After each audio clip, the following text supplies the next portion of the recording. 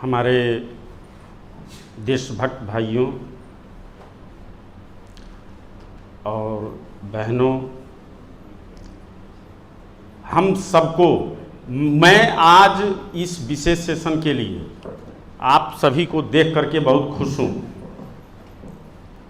और खुशी का कारण यह है कि सब सुलझे हुए लोग हैं और आपकी इस देशभक्ति को मैं सशक्त नमन करता हूं कि आप अपना ये 6 दिन का समय निकालना कोई साधारण काम नहीं है, लेकिन आपका समाज के प्रति, राष्ट्र के प्रति कितना समर्पण है यह इसका सबूत है कि आप इस देश में व्यवस्था का परिवर्तन हो और यह देश शोषण मुक्त हो, इसके लिए आप के अंदर किस तरह का उत्साह है ये आज देखने को मिल रहा है। और मैं सबसे पहले आप सभी को सादर नमन और वंदन करता हूं।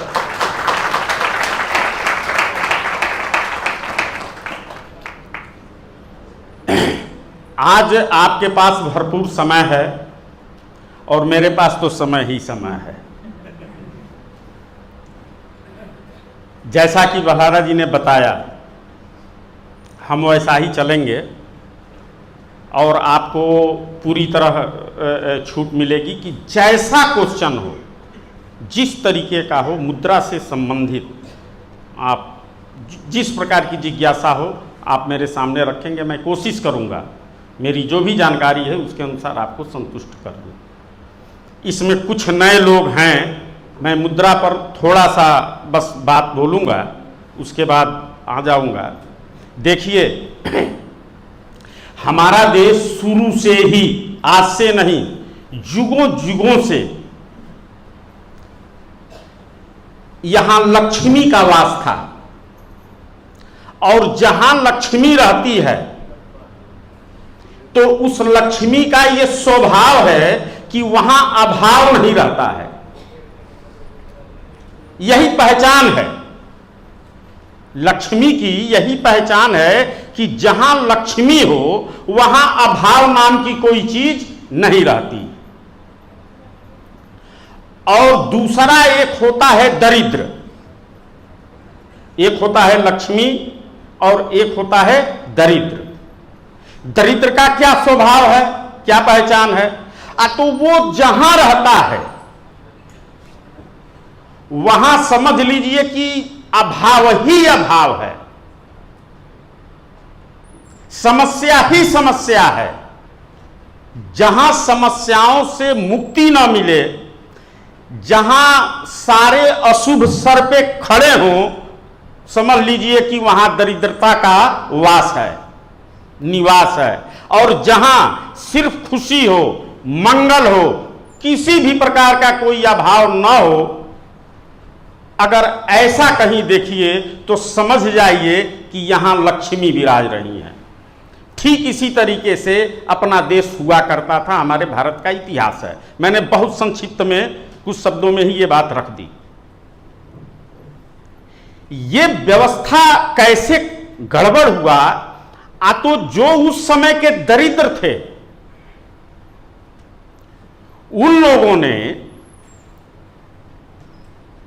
वो जैसा स्वभाव होता है, जैसा व्यक्ति का विचार बनता है, वैसा ही वो स्वभाव में भी परिवर्तन हो जाता है। आप जब पश्चिम के इतिहास को उठा करके देखेंगे तो पाएंगे कि जिस समय हमारा देश अपने चरमोत्कर्ष पे था, हर क्षेत्रों में, कला में, साहित्य में, धन धान्य में, हर चीज में हम बहुत आगे थे। और उधर अभी कुछ भी नहीं था, वो लोग कुछ जानते ही नहीं थे कि शिक्षा क्या है। और मतलब मैं अभी जो दरिद्र और लक्ष्मी का समझाया है, समझिए कि एकदम वो दरिद्र थे। और उन्होंने जब हमारे बारे में देखा, जाना, सुना तो उनकी आंखें चौंधिया गई। और फिर उन्होंने सोचा कि इन समूहों को कैसे हम अपने कब्जे में करें, गुलाम बना लें। और यहीं से ये पश्चिमी आक्रमण शुरू होता है और करीब आज 300 साल पहले जब अंग्रेज आते हैं, वहीं से सारी व्यवस्था की गड़बड़ी शुरू की जाती है। और उनका दो पर विशेष रूप से हमला था। एक था शिक्षा पे,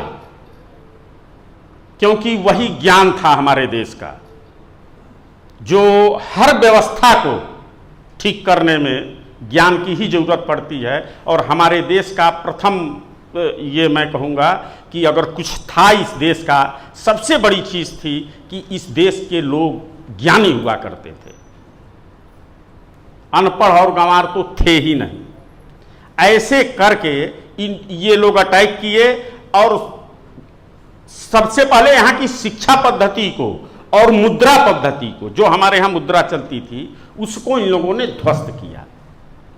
कैसे ध्वस्त किया इसको आप लोग जानते भी हैं, लेकिन कुछ नए लोग हैं, मैं बता दूं। हमारे देश में जो सैद्धांतिक मुद्रा चलती थी, अब तक तो मैंने रूल ऑफ लॉ के बारे में आपको बताया था कि ये 777 मिलीग्राम सोना बराबर 1 रुपया और एक जो चांदी का सिक्का होता है, मैंने जो दिखाया ये आपके सामने, ये रुपया वास्तव में कहा जाए तो ये भी रुपया सही नहीं है। सही रुपया क्या था? तो ये जो 1 तोले चांदी में लगभग 8% इसमें मिक्स कर दिया गया। ये 92% शुद्ध है और 8% इसमें मिक्स किया गया है। किसको? ठीक है। तो उस समय ये जो 92% की शुद्धता थी, ये 92 नहीं, इसके पहले 100% की शुद्धता थी। हजारों साल पहले से। नहीं, नीचे रखिए, नीचे रख दो, नीचे बस यही रख दो, ये हाँ हो जाएगा, ठीक है। बस इसको वहाँ रख दो। हाँ हो गया, अब ठीक हो गया, एकदम सही है। इस व्यवस्था को कहां बिगाड़ा गया? देखिए, ये छोटी सी चीज थी और आगे चल के कैसे कैसे इन अंग्रेजों ने इसको तोड़ा है। इसको पकड़ना, इसके गहराई में जाना, इसके जड़ में जाना बहुत मुश्किल है और किसी ने भी आज तक उस गहराई में जाने की या तो हिम्मत नहीं की या पहुंच नहीं पाए, जो भी बात हो। ये जो गहराई में मैं भी घुसा तो मेरा भी इतिहास बड़ा निराला है। मैं तो सब छोड़ छाड़ के घर बैठ गया था, लेकिन ईश्वर की प्रेरणा हुई कुछ इस तरीके की, फिर उसमें लगे और लगने के बाद जब कुछ हाथ लगा तो फिर आदमी आगे बढ़ा। उसकी भी बाद में हम बताएंगे। तो मैं बता रहा था कि 82% ये शुद्धता, 92% की जो शुद्धता है ये सही नहीं है। इसके पहले जब जाएंगे, जो हजारों बरस से चला आ रहा था, जिसे शेरशाह सूरी ने रुपया नाम दिया, मैं उस रुपया की बात कर रहा हूं। वो शुद्ध चांदी था, पूरे 100% शुद्धता वाला, 99.99 पॉइंट की शुद्धता वाला, जिसे 100% माना जाता है। वो 100% प्योर चांदी और 100% शुद्ध सोना 1 तोला, 11 ग्राम 664 मिलीग्राम को 1 तोला बोला जाता है। 11 ग्राम 664 मिलीग्राम सोना और इतना ही वजन का चांदी, ये 2 सिक्के बने, जिसका नाम पड़ा चांदी वाले सिक्के का नाम रुपया पड़ा, और जो सोने का सिक्का बना उसका नाम मोहर पड़ा, या 10 रुपया। कितना? 10 रुपया। यह सैद्धांतिक मानक है मित्रों, यह 100% शुद्ध है। जैसे सूर्य पृथ्वी सूर्य की परिक्रमा 365 सही 1/4 दिन में करती है, यह सिद्धांत है। इसको दुनिया की कोई संसद न घटा सकती है ना बढ़ा सकती है। ठीक उसी तरीके से ये जो रुपया बना वह 1 तोला कितने का, 1 रुपये का नाम पड़ा, 1 तोला शुद्ध चांदी का। और जो सोना का मुहर उसको नाम दिया गया, जो सोने का सिक्का था उसका नाम दिया गया मोहर। वहीं से मुहर शुरू होता है और रुपया शुरू होता है। यह शेरशाह सूरी ने इसका नामकरण किया रुपये का। और यहां से वो चला, उसमें कितने का संबंध था, एक संबंध है 10, यानी 1 मोहर बराबर 10 रुपए चांदी के। यही सिद्धांत है रुपये का। शुद्ध चांदी बराबर 1 तोला है। यह क्रम चलता आया। जब अंग्रेज आए तो उन्हीं के लिखे हुए, रिसर्च किए हुए जो रिसर्चर हैं, हमारे पास वो सारी पांडुलिपि है उनकी, जो रिसर्च की बुक है वो सब है, उसमें पूरा फिगर दिया है कि 1780 या 90 है कि उसमें क्या इन्होंने मानक रखा, फिर बाद में क्या रखा, ऐसे करके पूरा 100-150 साल का उसमें है। तो ये लोग जब आए अंग्रेज, तो पहले तो शुद्ध रखा जैसा चलता था, लेकिन अब ये सब सोचे कि इस रुपये को कैसे, इसको कैसे बना दिया जाए कि ये जो आज लेन देन का माध्यम बना है, जो बिल्कुल किसी का शोषण नहीं हो रहा है, तो कुछ ऐसा किया जाए कि ये शोषण का माध्यम बन जाए। और तब उन्होंने उसमें प्रथम बार मिक्स किया, और जो मिक्स किया वो सिक्का वजन में ज्यादा था। देखिए कितने दिमागी थे, उन्होंने सोचा कि पहले मिक्स देंगे, तो उसका नाम उन्होंने दिया कि भाई देखो ये मिक्स इसलिए किया गया है कि इसमें मजबूती रहेगी, कम घिसेगा, इसलिए इसमें मिक्स किया गया। और उतना वजन, लगभग 1 ग्राम वजन उसका ज्यादा था, 1 तोला से ज्यादा था। वो भी सिक्का है हमारे पास।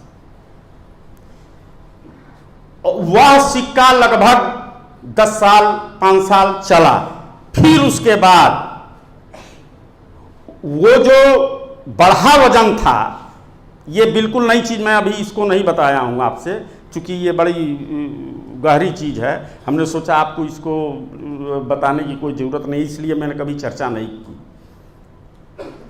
उसमें उन्होंने और कम कर दिया, जो बढ़ा था वजन अब उसको निकाल दिया और पूरा 1 तोला में बना दिया। ऐसे करके वो चलता रहा। और ये एक्ट नहीं बना था, ये 1835 के पहले की ये बात है। और उन्होंने इस तरीके से भारत में अपना ये लॉन्च किया। और 1835 में पहली बार इन्होंने एक्ट बनाया, जिसका नाम दिया क्वाइनेज एक्ट 1835। और उस 1835 में यही बन के आया, यही सिक्का और यही कानून आज भी इसका स्टैंडर्ड माना जाता है। और चूंकि हम लोग कानूनी लड़ाई लड़ते हैं, इसलिए हम भी यही मानते हैं कि चलो आप जो सिक्का ये दिए हो और कानून अगर यही है, शुरू से ही सैकड़ों साल से आ रहा है, तो हम भी इसी को मानते हैं। और जो हमारी लड़ाई विधिक छिड़ी हुई है, हम लोग इसी रुपये के बारे में कहते हैं। हम जो रुपया रखते हैं आज बड़े बड़े लोगों के सामने कि भाई देखो ये भी रुपया है और ये भी रुपया है और एक आज का ये भी रुपया है, ये लोहे वाला है जो आजकल चल रहा है, और ये भी रुपया है, सब पर एक रुपया ही लिखा है। तो इसमें कौन सा असली रुपया है, कौन सा नकली रुपया है, ये बड़े बड़े लोगों के बीच भी रखा गया है। यहां तक कि ये मामला सुप्रीम कोर्ट में भी रखी गई है। और मैं आपको बताऊं, अभी 20 तारीख को, पिछले 20 तारीख को हमारी जो गिरफ्तारी हुई थी, यहां करोड़ों अरबों का जो लोन रुक गया था खीरी लखीमपुर जिले में, यूपी में, तो वहाँ हमारी वो मुकदमा चलता है। तो उसमें कुछ ऐसी घटना घटी कि वकील ने मुझसे कहा कि वर्मा जी आप अपनी बात को जरा जज साहब से कहिए। हमने कहा ठीक है, मैं कह दूंगा। उसमें कुछ फॉल्ट हुए थे, तो हमारे वकील साहब बड़े नाराज़ थे, तो उन्होंने उस बात को तारीख पे रखा था अपने जज महोदय के सामने। तो ये हुआ कि श्रीमान ये बड़ा संवेदनशील मामला है और हम चाहते हैं कि वर्मा जी से आप थोड़ा सा 2 मिनट का समय आपसे चाहेंगे। वो तैयार थे कि ठीक है बुलाइएगा, हम सुनेंगे। मैंने वहाँ इस चीज़ को रखा, अभी हाल की घटना है, मुश्किल से 1-1.5 महीना हो रहा है, और हमने कहा कि श्रीमान ये रुपया है, इस रुपये को हम बाजार में अभी लेकर के जाते हैं तो हमें लगभग 50 किलो गेहूं मिल जाता है। इस रुपया को हम लेकर के जाते हैं तो लगभग 25 किलो गेहूं मिल जाता है, और इस रुपया को लेकर के जाते हैं तो 1 कप चाय भी नहीं मिलता है, और एक पेपर करेंसी भी था। हमने कहा श्रीमान इसमें कौन सा असली रुपया है, कौन सा नकली रुपया है, यही आप इनसे पूछ के हमको बता दीजिए, बैंक वालों से। हमने कहा कि सब पर 1 रुपीस 1 रुपीस 1 रुपीस लिखा है, तो हम इसमें किसको असली माने और किसको नकली माने।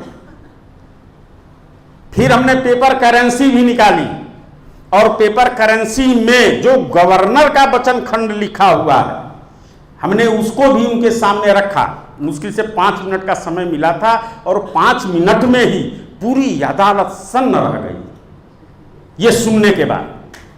प्रत्यक्ष उन लोगों ने देखा,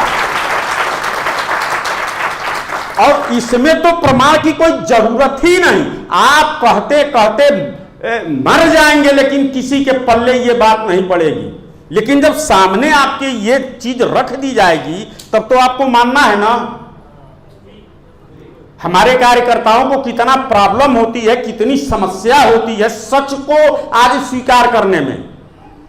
क्योंकि आप देखिए, वह बात भी उस व्यक्ति की दोष नहीं है, वो साधारण जो किसान हैं, मजदूर हैं, व्यापारी हैं, कर्मचारी हैं, ये उनका दोष नहीं है। सैकड़ों साल की मित्रों गुलामी में हम लोग जिए हैं, मानसिक रूप से बिल्कुल हम गुलाम हो चुके हैं, और मानसिक गुलामी को दूर करना कोई बहुत हंसी मजाक की बात नहीं है। आप भी पहले नहीं मानते थे, लेकिन जब आपके भी दिमाग में ये बात घुसा कि भाई देश में कुछ गलत हो रहा है, तब आपके अंदर एक वो अग्नि ज्वली, और आज आप सब लोग यहां इकट्ठे हैं। और आने वाले समय में इसको याद रखिए कि आने वाले समय में इतने लोग आएंगे कि आपकी कल्पना से ये दूर की बात है। इतने लोग आएंगे, ये आप सोच भी नहीं सकते। क्योंकि थोड़ा ये चीज पहुंचने तो दीजिए। मैं कभी, जैसे अभी बलहारा जी ने कहा कि कोई ये वीडियो नहीं बनाएगा, हम चुपचाप बैठे हैं, आप लोगों के ही बीच में आते हैं, आम जनता के बीच में अभी नहीं निकल पा रहा हूं। मैं इस तरीके का कभी सोचा भी नहीं था कि ये भी अवसर आएगा, लेकिन हमारी जो रणनीति है, हमारी जो सोच है, उसके अनुसार हमको अभी इन सब चीज़ों से बचना है। बस कुछ दिन और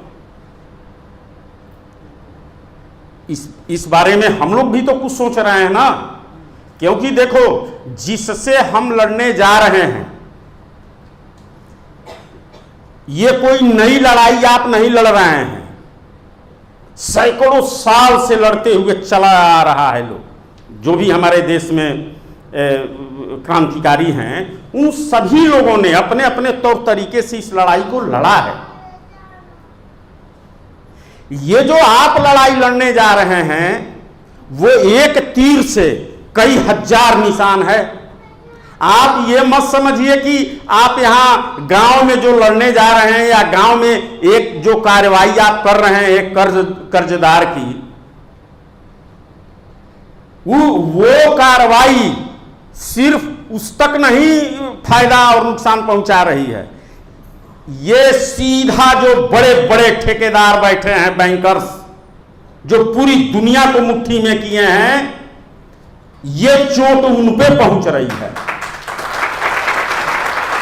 हम लोग चूंकि उन लोगों की बात यहां नहीं करते, लेकिन बटन यहां दबता है और मिसाइल वहां जाके गिरती है। ये समझ लीजिए। अभी तो ये छोटे छोटे आ रहे हैं ना, अभी देखिए क्या क्या होने जा रहा है। इसीलिए हम लोग एक रणनीति के तहत अपना वो सब कुछ तैयार कर रहे हैं, जिससे हम आगे की लड़ाई अपना बढ़िया से बढ़िया तरीके से उसको लेकर के रखें। देखिए, परिवर्तन करना,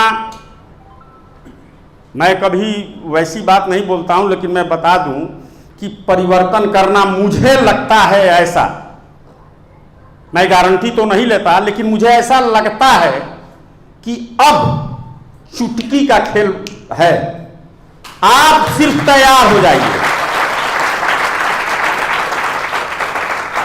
आप तैयार हो जाइए। मैं कोई छोटी सी बात नहीं बोल रहा हूं,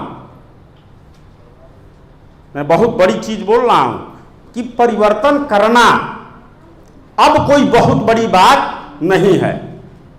बस हमको अब तैयार होना है, गांव गांव में लोगों को खड़ा करना है, इसलिए कि जब परिवर्तन हो तो वो अपना आदमी इस परिवर्तन को संभाले, नहीं तो फिर यही चोर चिगार चले आएंगे, यही चोर डकैत चले आएंगे, तो सारे काम, सारी मेहनत सब विफल हो जाएगी। इसलिए आपको इस मामले में सजग रहना है।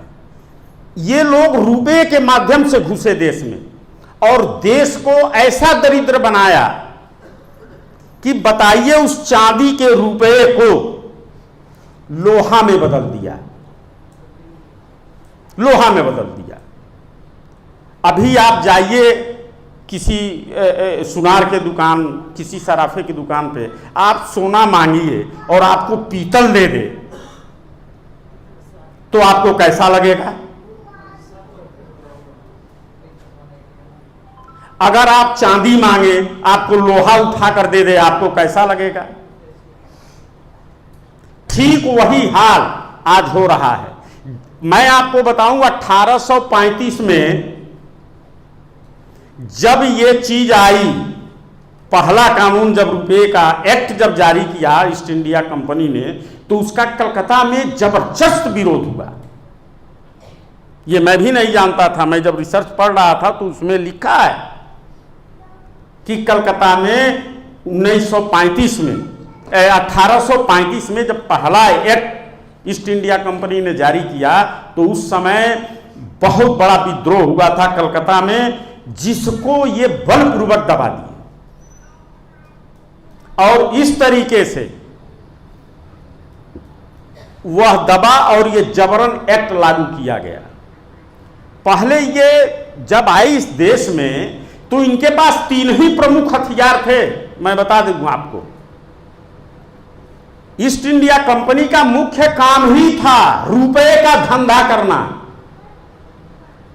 वो जब किसी राजे महाराजे को पर कब्जा करते थे किसी राज्य पर, तो क्या करते थे, उनको अपनी मुद्रा देते थे कि आप मेरी मुद्रा को चलाएंगे, या तो समझौता उसका होता था कि आप समझौता करें और समझौता करके अपनी मुद्रा को देते थे चलाने को कि आप हमारी मुद्रा चलाइए, क्योंकि ये पहचान है किसी भी राष्ट्र की, ये संप्रभुता है मुद्रा। तो एक तरफ उस उस राज का चिन्ह रहता था और दूसरे तरफ ईस्ट इंडिया कंपनी का या ब्रिटेन के महारानी का फोटो रहता था। ये है भी, ये सब सिक्के मिल भी जाएंगे।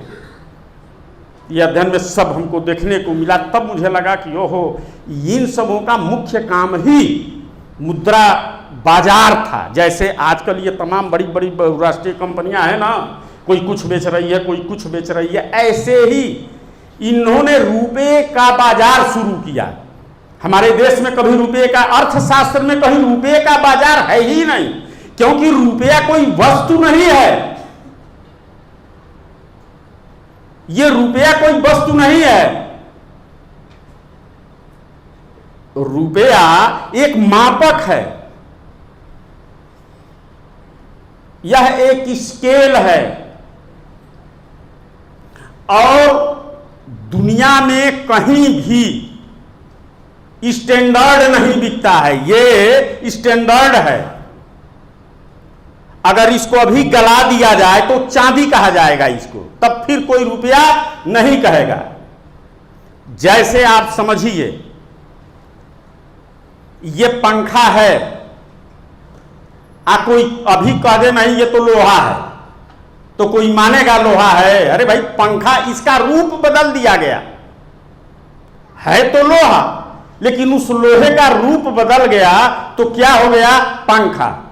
लोहे का रूप बदल गया तो क्या होगा? माइक्रोफोन। वही लोहा, उसका रूप बदल गया, कार हो गई, रेल इंजन हो गया, लोहा ही है, लेकिन उसका रूप जो भी पड़ा वही नाम हो गया। ठीक उसी तरीके से यह है तो चांदी, लेकिन इसका रूप किसमें ढाल दिया गया? रुपए में, तो वह क्या हो गया? रुपया। यानी रुपया मतलब स्टैंडर्ड, स्टैंडर्ड को ही रुपया कहते हैं, मानक, और उसमें मोहर लगा दी गई तो यह हो गया रुपया। और सच पूछिए तो यही रुपया है। बिना मानक का, बिना स्टैंडर्ड का रुपया हो ही नहीं सकता। जैसे 1000 ग्राम को ही 1 किलोग्राम कहा जाएगा, 1 ग्राम भी कम हो जाए या 1 ग्राम अधिक हो जाए तो फिर वो रुपया नहीं है, किलोग्राम नहीं कहा जाएगा, वो अवैध हो जाएगा। ठीक उसी तरीके से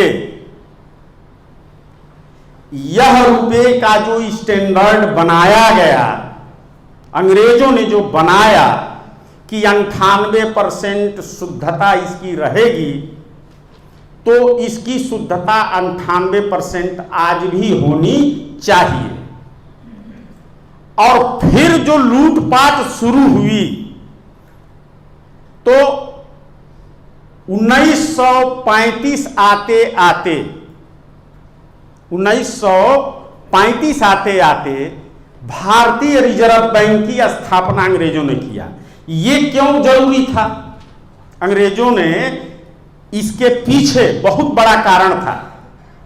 4,36,700 टन सोना उस समय भारत में सिक्योरिटी के रूप में अंग्रेजों के पास था। रुपया हमारे देश का जो रुपया था वो 4 लाख रुपया जो था वो 4,36,700 टन।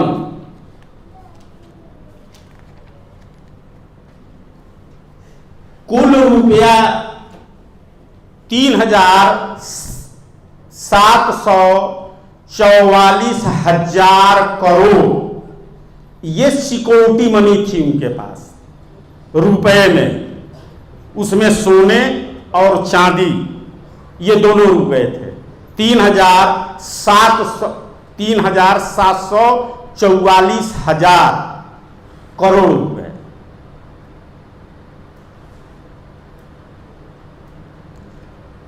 इसी रुपए को अगर हम सोने में कन्वर्ट करते हैं, क्योंकि उस समय चांदी और सोना दोनों में था, लेकिन हम सिर्फ सोने में अगर उसको बनावें तो कितना सोना होगा, मैंने उसको आपको बताया है कि 4,36,700 टन सोना ये था हम लोगों का वो सिक्योरिटी मनी के रूप में जमा ब्रिटेन के पास। 4,36,700 टन इसका सोना बनता है। 3,744,000 करोड़। अब देखिए, ये 1862 से लेकर के 1862 से लेकर के और 1934 के बीच की ये पेपर करेंसी जो चली थी, उसकी ये सिक्योरिटी मनी थी। और भी कई चीज़ें की छोटी छोटी सी सिक्योरिटियाँ थी, लेकिन मुख्य रूप से ये रुपए की ही सिक्योरिटी है जो इतना अंग्रेजों के पास आज भी इस देश का इतना पड़ा हुआ है। लेकिन मांगेगा कौन?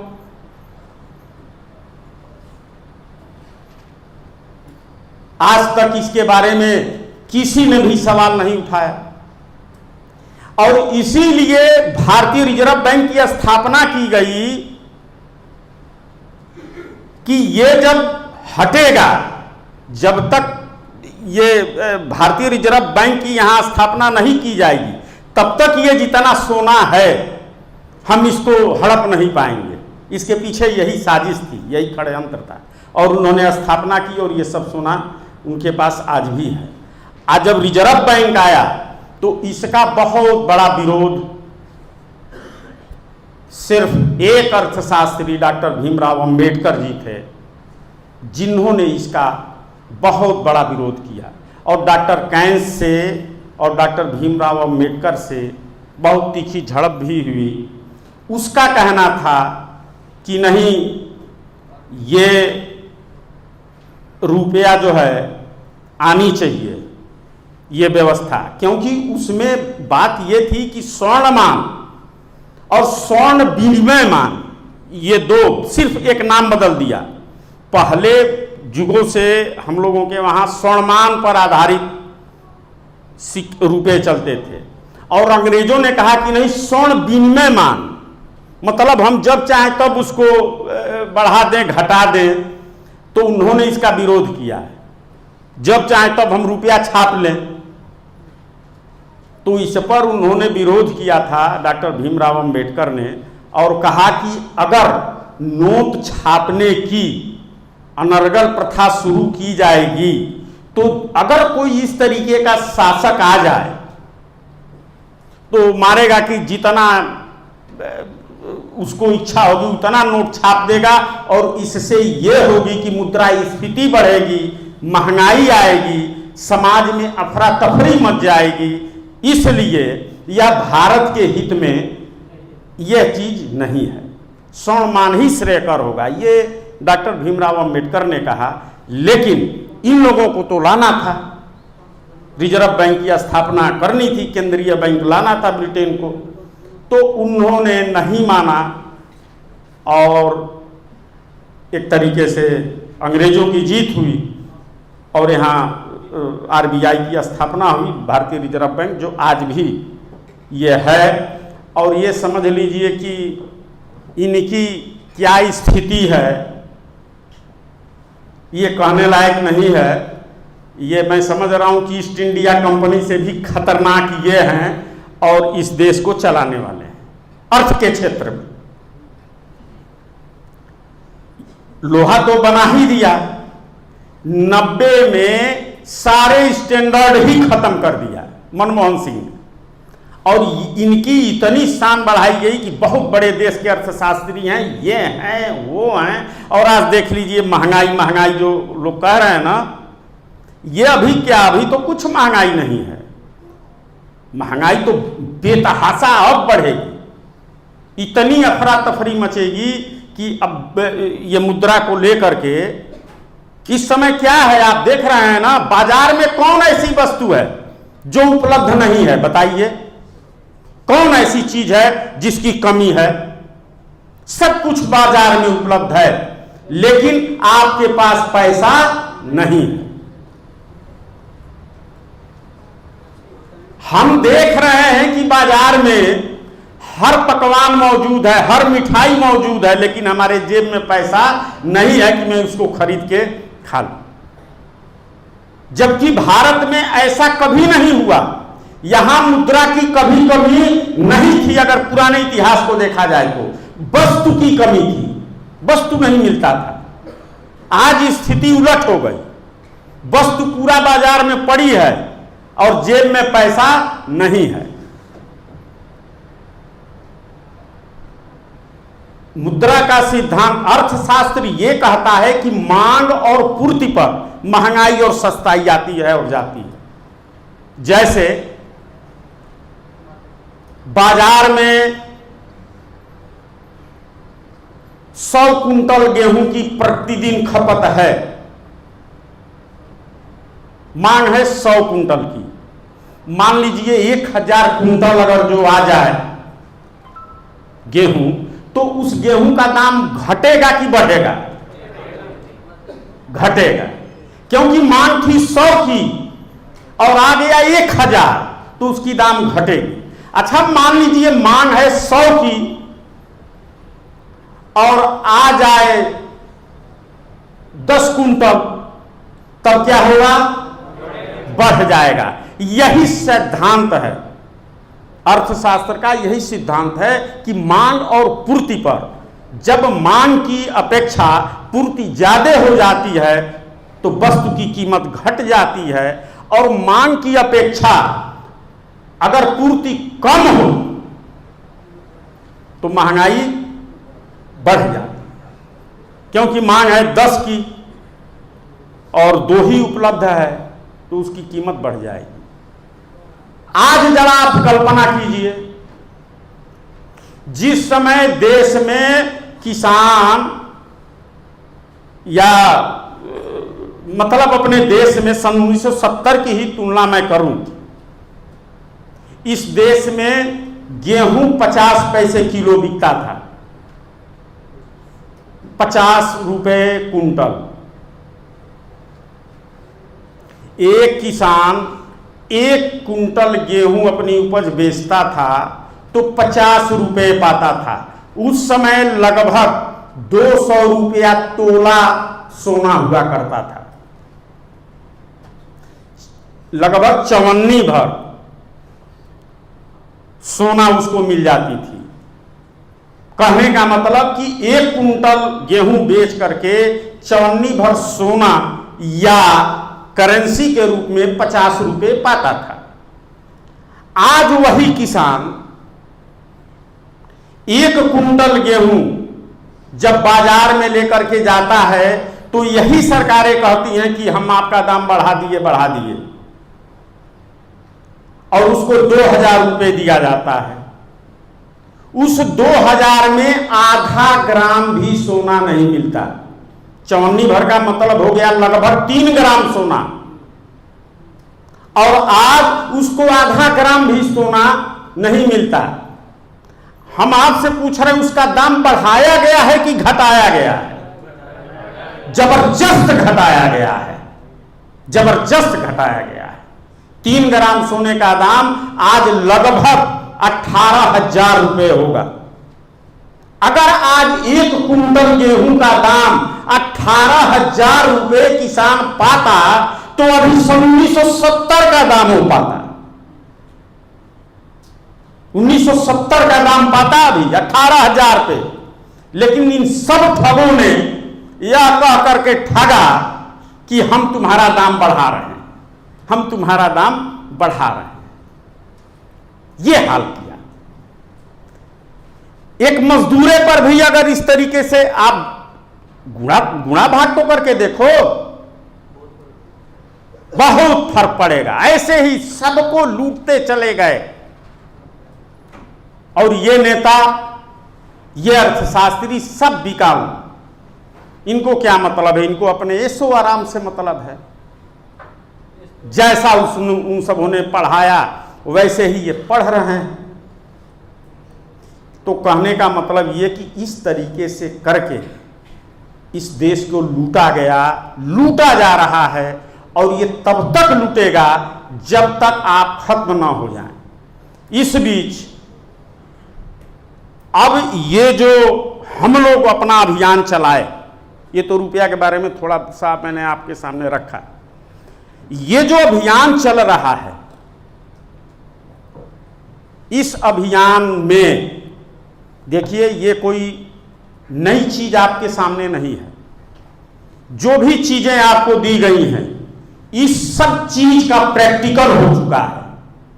उसमें हमारी गिरफ्तारी भी हुई है, हम जेल में भी रहे हैं, आज भी मुकदमा वो चलता है।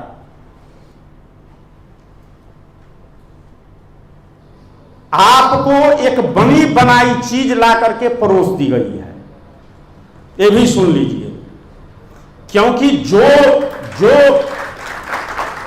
देखिए जो परेशानियां हम लोगों ने उठाई है ना, आज ये मंच मिला है हमको, मैं सच बता रहा हूं, ये सब कुछ जो मिला है आप ही जैसे कार्यकर्ताओं की ही देन है और आप ही लोग हो जो इसको आगे लेकर के चलोगे। इसलिए मैं जब कार्यकर्ताओं को देखता हूं तो मैं बहुत उत्साहित होता हूं, मुझे बहुत अच्छा लगता है। और वो भी आप लोग तो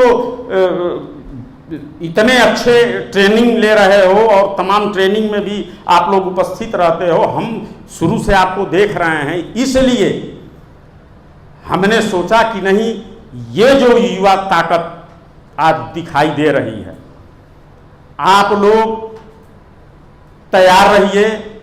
बहुत बड़ी श्रेय आपको ये प्रकृति देना चाहती है, बहुत बड़ी श्रेय आपको मिलने वाली है। और मेरे इस बात को आप लोग याद रखिएगा, आज जितने भी लोग इस ट्रेनिंग में आ रहे हैं, चाहे जो बलहारा जी कार्यक्रम कर रहे हैं और उसमें जो आपकी उपस्थिति दर्ज हो रही है, ये कितना महत्वपूर्ण साबित होगा,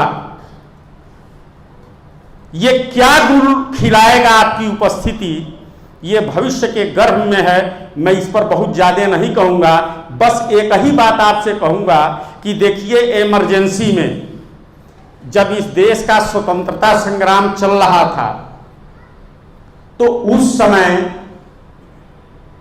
अंग्रेजों से जो टक्कर हुई उसमें तमाम लोग घायल हुए, कितने मर गए, कितने जेल गए, क्या क्या हुआ। लेकिन जब देश आजाद हुआ तो आज उन जो बचे खुचे थे उनको गवर्नमेंट ने सम्मान दिया, स्वतंत्रता संग्राम सेनानी घोषित किया। और आप सच्चे इस देश के योद्धा हुई।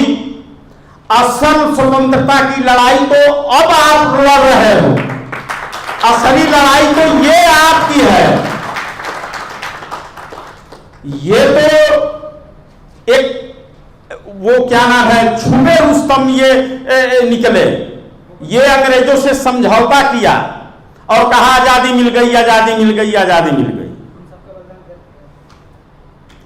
तो कहने का मतलब कि आप जो लड़ाई लड़ने जा रहे हैं, इस लड़ाई का कोई जवाब नहीं है। आप इतिहास के पन्नों में एक ऐसा भी समय आएगा दोस्तों, और मुझे ऐसा आभास होता है कि आने वाले समय में जैसे आज हम लोग महात्मा गांधी, भगत सिंह, नेताजी, तमाम ये महापुरुषों को आज हम सम्मान दे रहे हैं, यही आने वाली पीढ़ी आपको भी सम्मान देने जा रही है। इसलिए आप लोग इसमें बिल्कुल तन मन धन तीनों से समर्पित हो जाइए।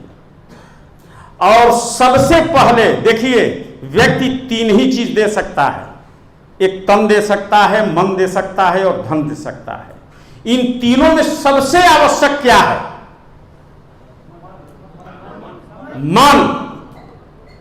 सबसे जरूरी चीज है मन। अगर आपने मन दे दिया तो तन और धन ये दो आपके साथ ही बे करेगा, वो कहां जाएगा?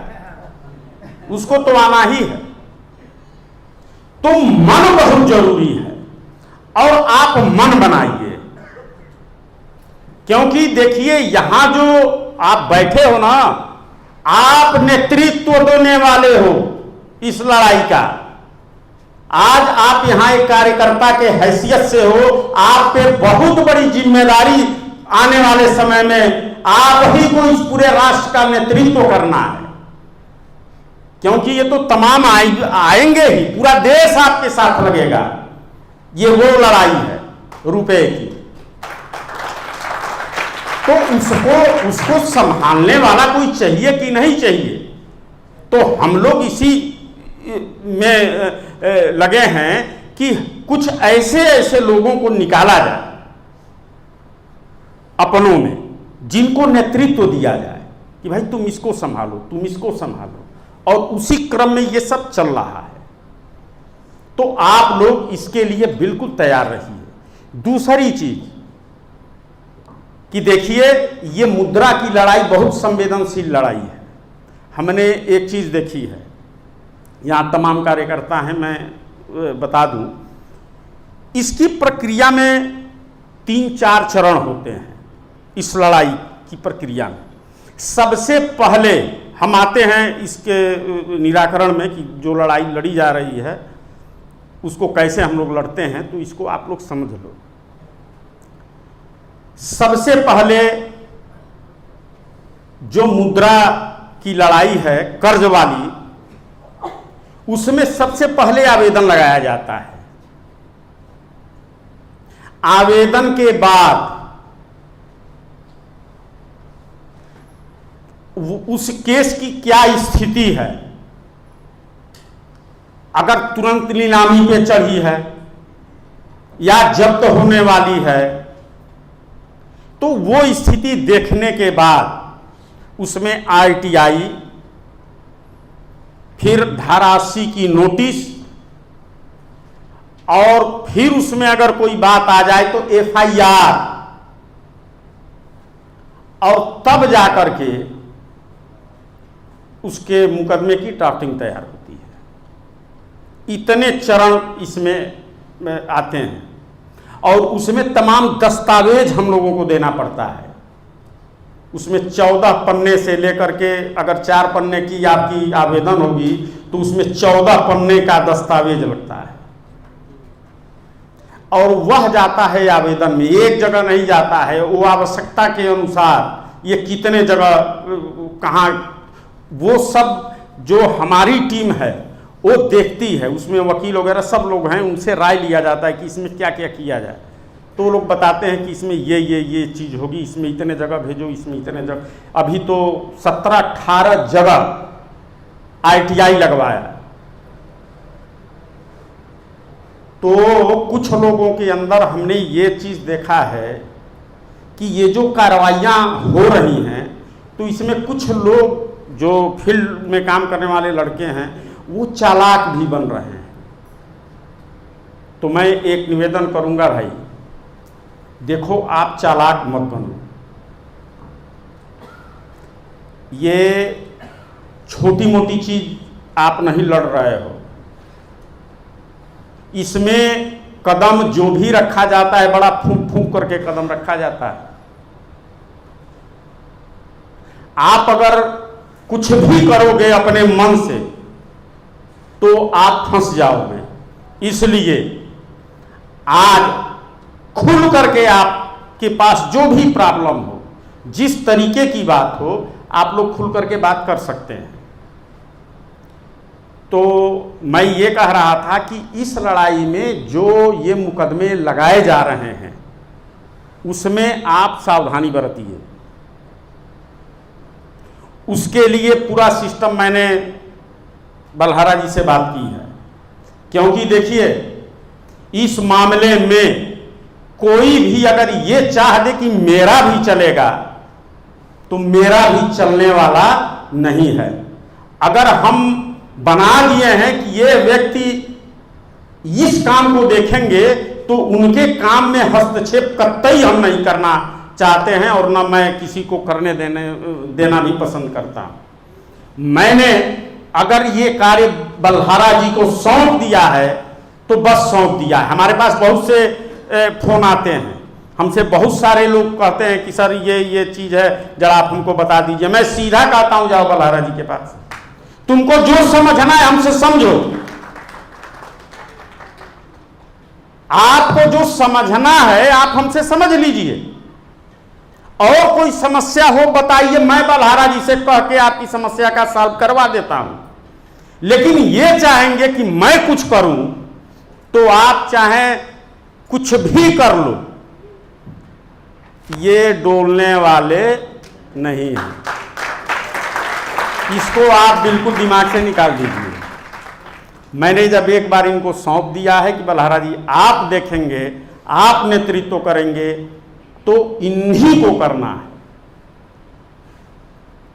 हाँ, उन्होंने अगर किसी को सौंप दिया कि भाई आप इनको देखिए, सेना में क्या होता है, डिसिप्लिन।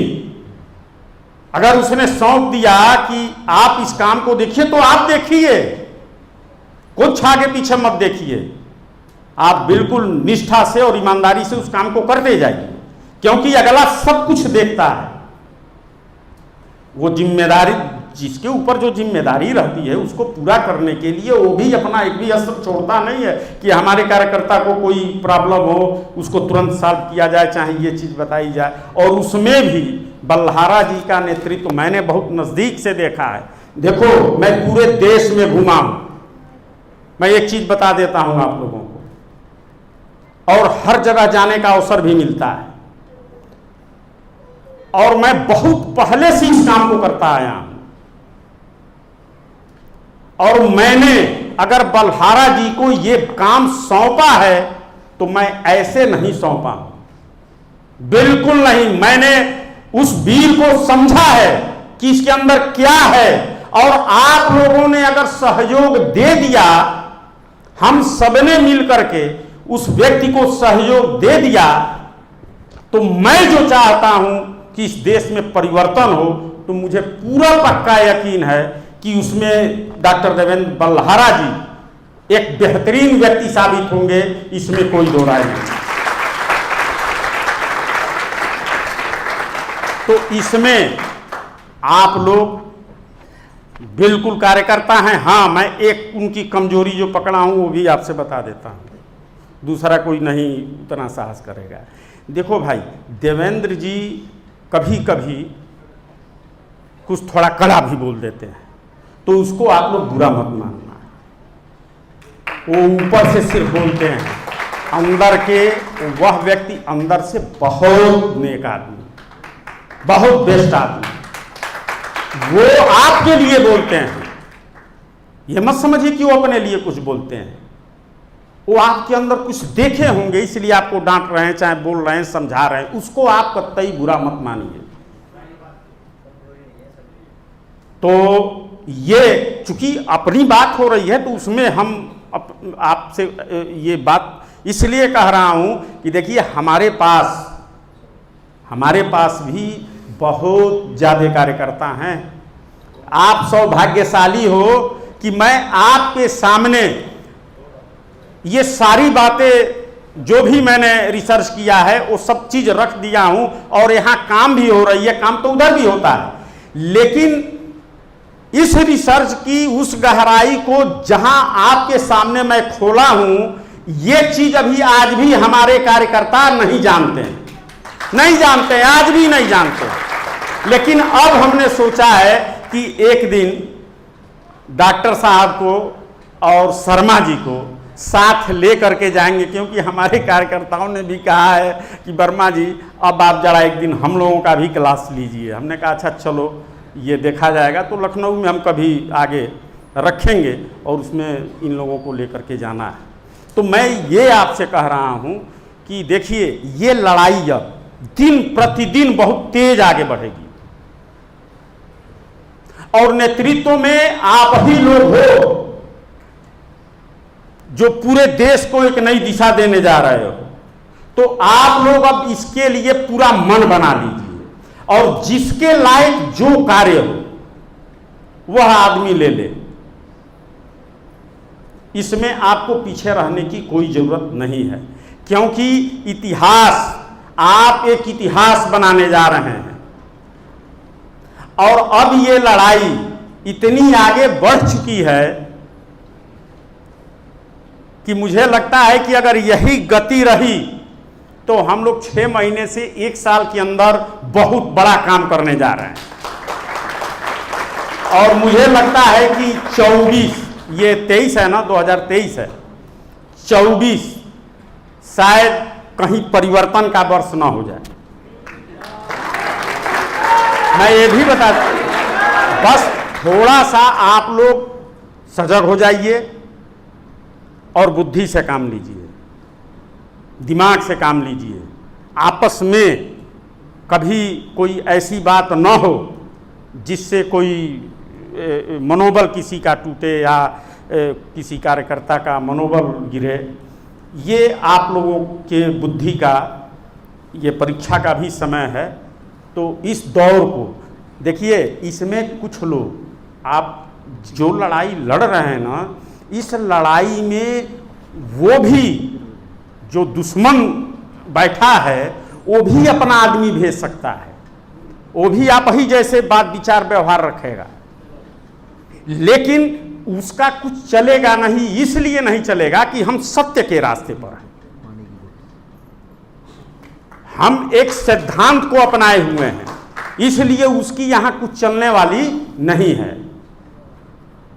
तो इसलिए हम यही चाहेंगे कि आप लोग बिल्कुल एकजुट हो करके और इसमें जितना भी कार्य हो सके आप लोग तन मन धन से इसमें जुट जाइए।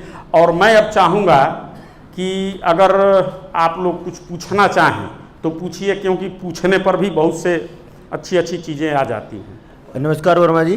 जी, ये सवाल किसी और के रेफरेंस में पूछ रहा हूँ मैं। ग्रुप 9 से एक सवाल आया है, हाँ, अगर आपको सही लगेगा तो आप इसका जवाब देंगे। जैसा कि आपने बताया कि पहले मोहरें और सिक्के का जो चलन था, तो क्या आपके पास उस समय के सिक्के और मोहरें मिल गए हैं आपको, और आपको ये कैसे पता चला और कहाँ से पता चला, ये क्या आप हमसे साझा कर सकते हैं? बिल्कुल, ये सवाल। हाँ, बहुत अच्छा, बहुत अच्छा। ऐसा है, आपने पूछा कि ये सिक्के हैं, तो मित्रों कुछ सिक्के तो हैं, और जो सिक्के मैं जैसे आपको ये दिखा रहा हूं, मैं इस तरीके की बात कर रहा हूं जो मेरे पास सिक्के के रूप में है, नहीं तो प्रमाणित हमारे पास दस्तावेज है जो हमने आरबीआई से निकलवाया या अभिलेखागार दिल्ली से मैं निकलवाया। वो सब चीज़ें प्रमाणिक हैं हमारे पास, उसमें किसी चीज़ की ज़रूरत नहीं है। तो ये जो आपने सवाल पूछा है सिक्के के बारे में, तो मैं आपको बता दूं कि ये सब सिक्के प्रमाणित सिक्के हैं हमारे पास। कुछ तो चांदी के हैं, लेकिन उस चांदी के सिक्के का उतना मोल नहीं है जितना कि प्रमाणित इन्हीं के अभिलेखागार से निकाले गए प्रमाणित जो कागज से निकाले गए हैं, वो प्रमाण वाली चीज है। तो ये दोनों प्रकार की चीजें हैं हमारे पास। किसी भाई का कोई साथी का कोई सवाल जवाब हो, मैं माइक वहां पहुंचा दूंगा, आप बात कर लेंगे। आइए।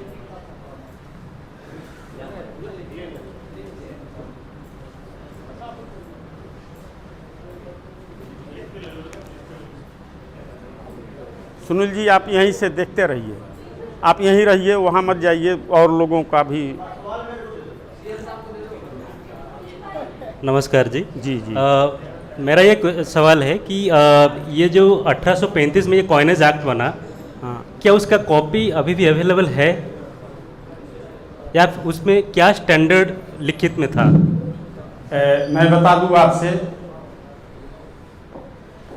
कि हम इस मामले में बहुत धनी व्यक्ति हैं कि कागज़ हमारे पास एक्ट जितने भी पुराने से पुराने चाहिए, मतलब 1500 से लेकर के और 1400 से और इस समय तक का लगभग हर एक जो नहीं मौजूद है,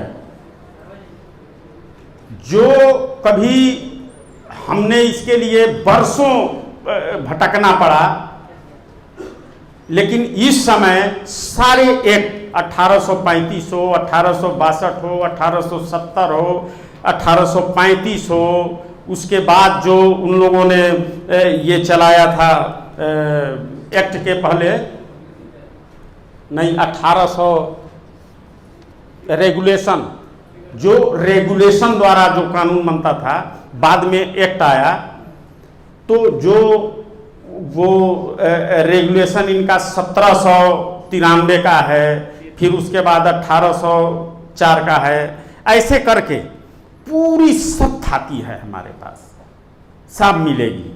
इसीलिए ना हम सबको कहते हैं भाई आओ, हम तुमको शुरू से लेकर के जड़ से लेकर के और पूरे आसमान तक पहुंचो।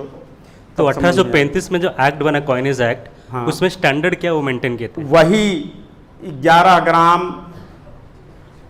ग्राम 664 में जो मैं अभी आपको बताया है ना कि 92% की शुद्धता, 8% जो चांदी और सोना था उसको उन लोगों ने कम कर दिया, और जो स्टैंडर्ड था 1/10 उसको कर दिया 1/15, कम भी किया और उसका दाम भी बढ़ गया।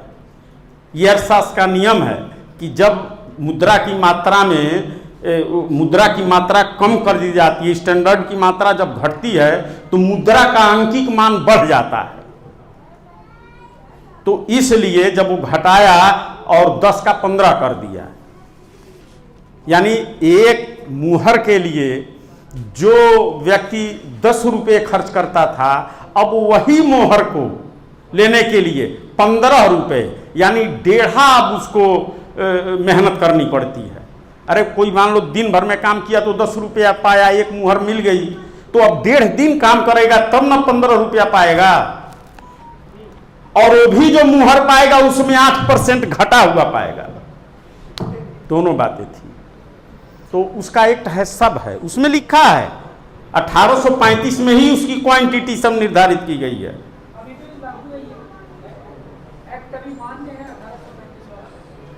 क्यों? वो 1835, देखो स्टैंडर्ड कभी नहीं बदलता, एक्ट के सारे नियम बदल जाएंगे। अगर रुपया है तो उसका कभी भी स्टैंडर्ड नहीं बदलेगा। जो उस समय था वह, जैसे घंटा मिनट सेकेंड समय मापन के लिए बना तो 60 सेकेंड बराबर 1 मिनट निर्धारित की गई। जिस दिन बनी घड़ी उस दिन भी वही थी, 60 सेकेंड बराबर 1 मिनट। आज भी वही है, 60 सेकेंड बराबर 1 मिनट, और भविष्य में भी यही रहेगी, 60 सेकेंड बराबर 1 मिनट। अगर उसमें छेड़छाड़ की गई कि नहीं साहब 60 सेकेंड नहीं रहेगा, 50 सेकेंड रहेगा, तो भाई तुम पास कर लो, तुम्हारे पास अधिकार है, लेकिन इतना जान लेना कि वो जो 10 सेकेंड घटा दिए, अब ये घड़ी कुछ ही दिन में रात को दिन और दिन को रात भी बताना शुरू कर देगी। और रुपए के खेल में यही चीज हुई है, रुपए के खेल में यही हुआ है। लोग कहते हैं महंगाई आ गई, महंगाई आ गई, महंगाई आ गई, और मैं कहता हूं कि बताओ ना, सुप्रीम कोर्ट में एक वकील हैं, उनसे सीनियर एडवोकेट हैं, उनसे हमारी बहस हो रही थी, तो उन्होंने कहा वर्मा जी देखो ये महंगाई तो पूरी दुनिया की समस्या है। हमने कहा सर महंगाई, आप महंगाई कह रहे हैं, कहाँ है महंगाई? अब सोच लो कि एक सीनियर सुप्रीम कोर्ट के वकील के पास इस बात को कहना, वो आदमी हक्का बक्का कहा कि वर्मा जी आप क्या बात कर रहे हैं, महंगाई नहीं है। हमने कहा आप ज़्यादा बात करेंगे तो ये शायद और भड़क जाएंगे। मैंने तुरंत यही रुपया निकाला और उनके सामने रख दिया। और हमने कहा श्रीमान एक बात बताइए, महंगाई आप इस रुपये से देख रहे हैं, महंगाई आप इस रुपये से देख रहे हैं, या महंगाई आप इस रुपये से बता रहे हैं? अब उनकी बोलती हो गई बंद, और उसमें एक मामला था, मैं चाह रहा था कि इन दोनों को अलग अलग किया जाए, वो कह रहे थे कि नहीं दोनों एक ही में बनेगा, जो उसकी ड्राफ्टिंग हो रही थी। हमने कहा चलो ठीक है आप बना लो।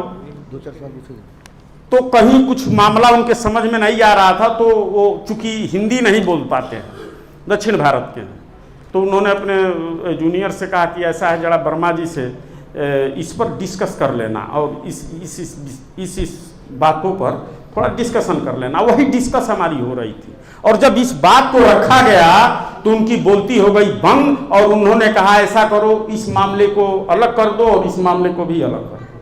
हमने कहा देखो मैं यही बात शुरू में कह रहा था कि ये दोनों अलग अलग कर दीजिए। अब जब उनके सामने महंगाई के बारे में जब हमने दिखा दिया, अब आप ही बताओ ना, ये कोर्ट क्या जवाब देगी? अगर उससे कहा जाए आप, ये सरकार क्या जवाब देगी? अगर इसके सामने कहा जाए बताओ तुम किस रुपए से महंगाई बता रहे हो, इस रुपए से बता रहे हो कि इस रुपए से बता रहे हो कि इस रुपए से बता रहे हो, तो इनके पास कोई जवाब है ही नहीं। ये तो नेता हैं, ये कुछ भी बोल देंगे, लेकिन कोर्ट तो सुनेगी ना, कोर्ट में तो नेतागिरी चलेगी नहीं किसी की। तो ये बात है जो आपने पूछा था, तो आप संतुष्ट हो गए? हाँ, अब बताइए, सुनील बोलो। हाँ जी, वर्मा जी, कल संजीव भाई चर्चा कर रहे थे, तो हाँ। एक सवाल कहीं थोड़ा सा कंफ्यूजन में थे कई साथी, कि एक बार तो रुपए की बात आती है चांदी के स्टैंडर्ड पर, हाँ और एक बार बात आती है सोने के स्टैंडर्ड पर। हाँ, तो जब इन दोनों का कनेक्शन देखते हैं, तो एक रुपया जो सोने वाला है वो 770 मिलीग्राम है, तो वो दोनों का बराबर मैं बता कीमत रहा में कैसे आ मैं गए? बता रहा हूं। ऐसा है, देखिए, इस समय आप मेरा जो भी व्याख्यान आप सुनेंगे, हम सिर्फ गोल्ड स्टैंडर्ड की बात करते हैं, चांदी के स्टैंडर्ड का बहुत कम चर्चा मैं सिर्फ बताने के लिए करता हूं कि रुपया ये है, ठीक है। गोल्ड स्टैंडर्ड इसलिए कि 1893 में ब्रिटिश इंडिया गवर्नमेंट ने एक एक्ट पास की, हाँ, कि चांदी का स्टैंडर्ड नहीं रहेगा, गोल्ड स्टैंडर्ड रहेगा। स्टैंडर्ड तो दोनों का था। अब इसका मतलब यह कि सरकार जो भी लेन देन करेगी वो गोल्ड स्टैंडर्ड में ही लेन देन करेगी। और आपने सुना होगा कि भारत में अंग्रेजों ने किसानों से कर लेना भी सोने के रूप में शुरू किया था। आपने इतिहास में पढ़ा होगा, सुना होगा। ये वही एक्ट जब पास हुआ तभी वो किसानों पर लागू हुआ, नहीं तो पहले किसान चांदी का भी रुपया दे देता था, अपना जो अनाज बोता था उसमें से भी लगान के रूप में दे देता था। लेकिन ब्रिटिश इंडिया गवर्नमेंट ने कहा कि नहीं, लगान के रूप में अब हम गोल्ड लेंगे, माने सोने का सिक्का लेंगे, हम मुहर लेंगे। तो ये 1893 में, जो 1899 में, सॉरी 1899 में ये गोल्ड स्टैंडर्ड पास हुआ। और उस समय से ये गोल्ड स्टैंडर्ड भी आज भी मान्य है। यही गोल्ड स्टैंडर्ड आज के डेट में भी, चांदी आप जाएंगे ना तो लॉ में गोल्ड स्टैंडर्ड ही चलता है, क्योंकि वह नियम आज तक नहीं बदला गया। आज भी आरबीआई गोल्ड ही रखती है, चांदी नहीं रखती है। आज भी आरबीआई गोल्ड ही रखती है, चांदी नहीं रखती है। और आ जाइए, देखिए उलट यहां। अभी नेताजी के बारे में मैं चर्चा कर दूं। नेताजी सुभाष चंद्र बोस ने जो मुद्रा अपनी बनाई, उसका सबसे पहले तो उन्होंने रजिस्ट्रेशन करवाया।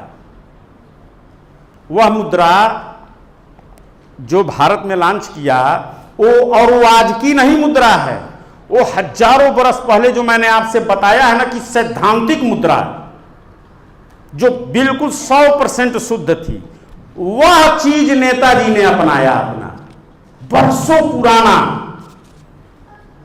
जिसमें लूटपाट का कहीं कोई जगह नहीं था। और उन्होंने स्वर्ण मान नहीं माना नेताजी ने। इसका बड़ी अजीबो गरीब कहानी है, लेकिन मैं आपको बता दूं मोटा मोटी कि नेताजी ने यही चांदी का सिक्का चलाया जो ईस्ट इंडिया कंपनी ने 98% 8% घटा दिया था।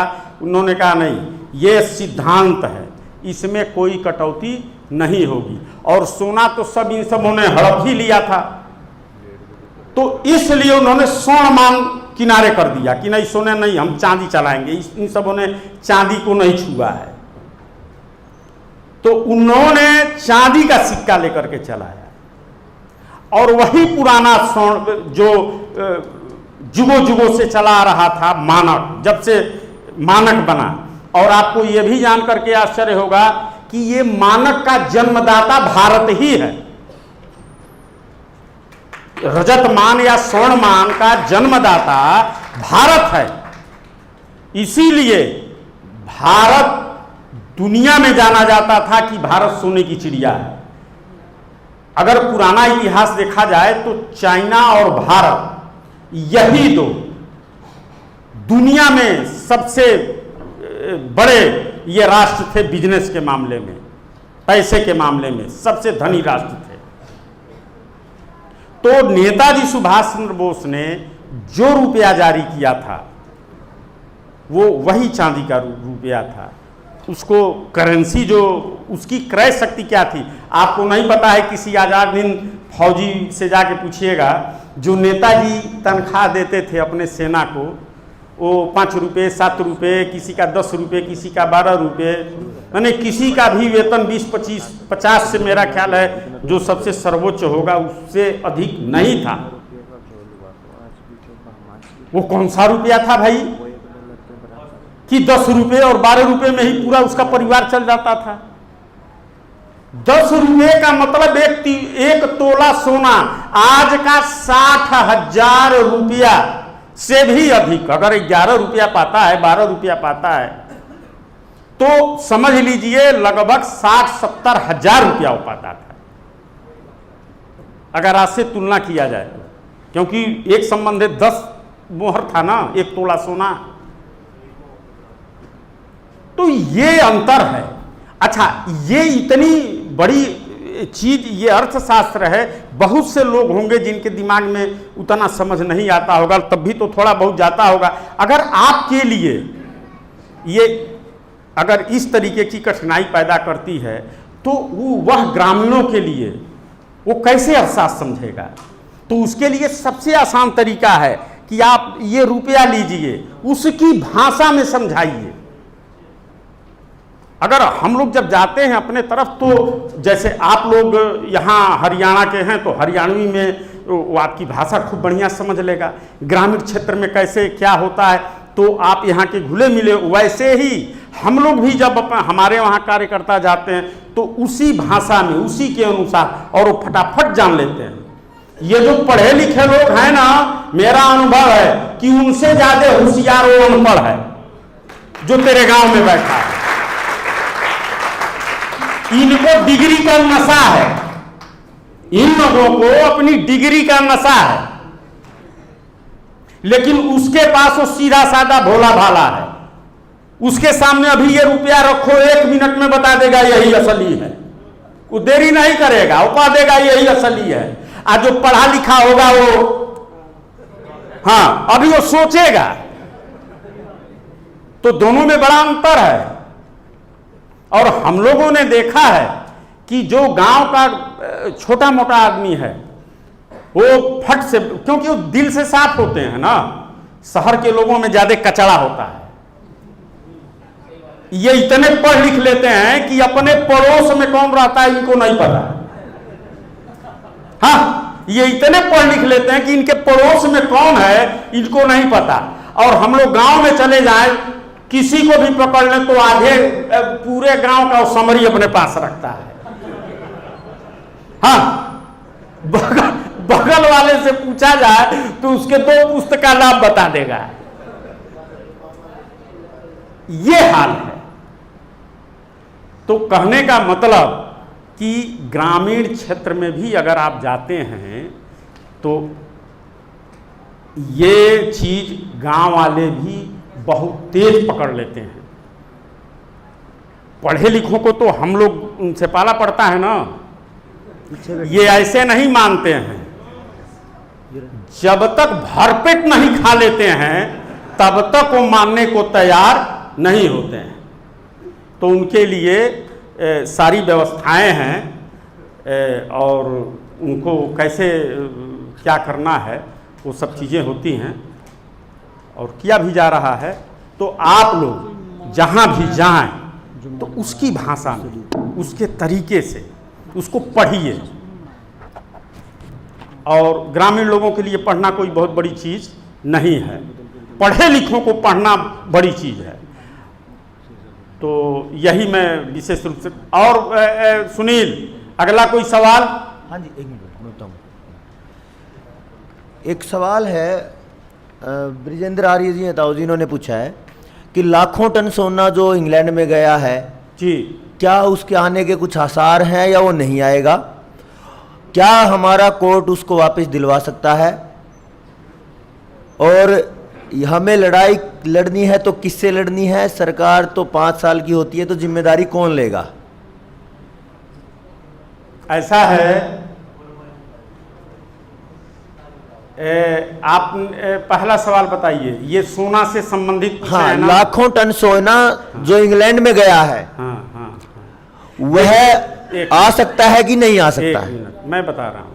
देखिए, वो राष्ट्र की सिक्योरिटी मनी है और सच्चाई ये है मित्रों, मैं आप लोगों से बताऊं कि कागज में भारत कहीं भी आजाद नहीं है। इसको आप याद रखना। हम 15 अगस्त को झंडा फहरा लें, खूब खुशी मना लें, ये एक अलग बात है। लेकिन सच्चाई ये है, लॉर्ड माउंटबेटन और पंडित जवाहरलाल नेहरू के बीच कुर्सी सत्ता के आदान प्रदान का, कुर्सी के आदान प्रदान का ही समझौता ये हुआ था और पूरे देश में ढिढोरा पीटा गया, आजाद हो गया, देश आजाद हो गया। मैंने जो अब तक खोज की है, ये मुद्रा की खोज में मैंने पूछा था, देखिए ये सिक्का आपका नहीं है, ये ब्रिटिश इंडिया गवर्नमेंट का है। 47 में सत्ता हस्तांतरण किससे होता है? ब्रिटिश इंडिया से। ठीक, मुद्रा किसका आ गया? रिपब्लिक का। हुआ क्या? सिर्फ फोटो हट गया। और वो भी क्यों हटा?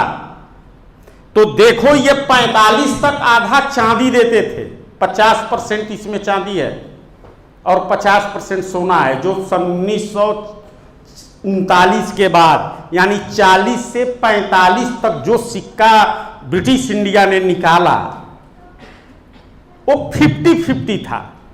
पहले तो 8% था, अब इसमें क्या किया कि 50-50 कर दिया, आधा चांदी और आधा गाय।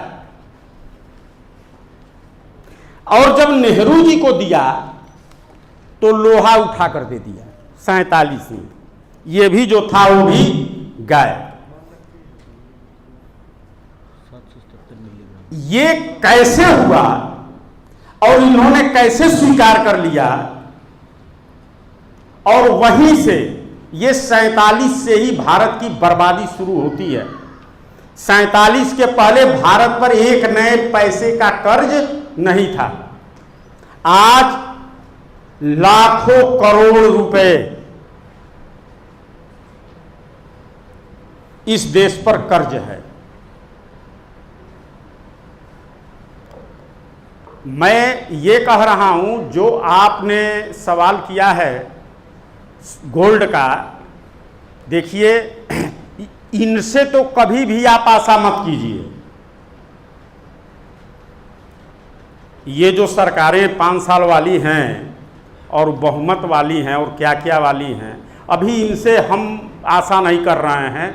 ये जब परिवर्तन होगा तो भाई तो हमारे देश का है, हम उससे लेंगे, ये तो हम मानेंगे ना।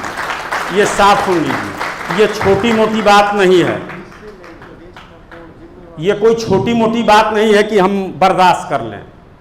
हमको तो सुन के गर्मी आता है। वर्मा जी, ये बात क्लियर नहीं हुई, किससे लेंगे, जिम्मेदारी कौन लेगा? किससे लेंगे उसकी पूरी लिखित है, दस्तावेज है, किस डेट में कितना लेकर के ये गए हैं। वर्मा जी, जी मेरा निवेदन आपसे ये है, वो जिम्मेवार कोई संस्थान, व्यक्ति कोई तो बनेगा ना, मतलब परिवर्तन हो गया, जवाबदेही इसको इम्प्लीमेंटेशन में कौन लेके आएगा? जो देश में व्यवस्था चलाएगा और बाहर बात करेगा, कोई तो टूल आपने कल्पना किया होगा। तो कोई तो आएगा, मैं मान लिया आजाद, आप आएंगे, आप सरकार में आ गए, मतलब जिम्मेवार तो वही होगा ना? क्यों नहीं होगा? हाँ, मतलब यही लेने के लिए आज भी वो जो देश का प्रधानमंत्री है उसकी जिम्मेदारी बनती है। हाँ, ये देश का रुपया है वो मांगे। यही संजीव जी ऐसा नहीं मानते, मैं इसलिए क्योंकि आप नीति में साथ हैं दोनों, तो कन्फर्म करना चाहता था। मतलब आप तो मानते हैं ना?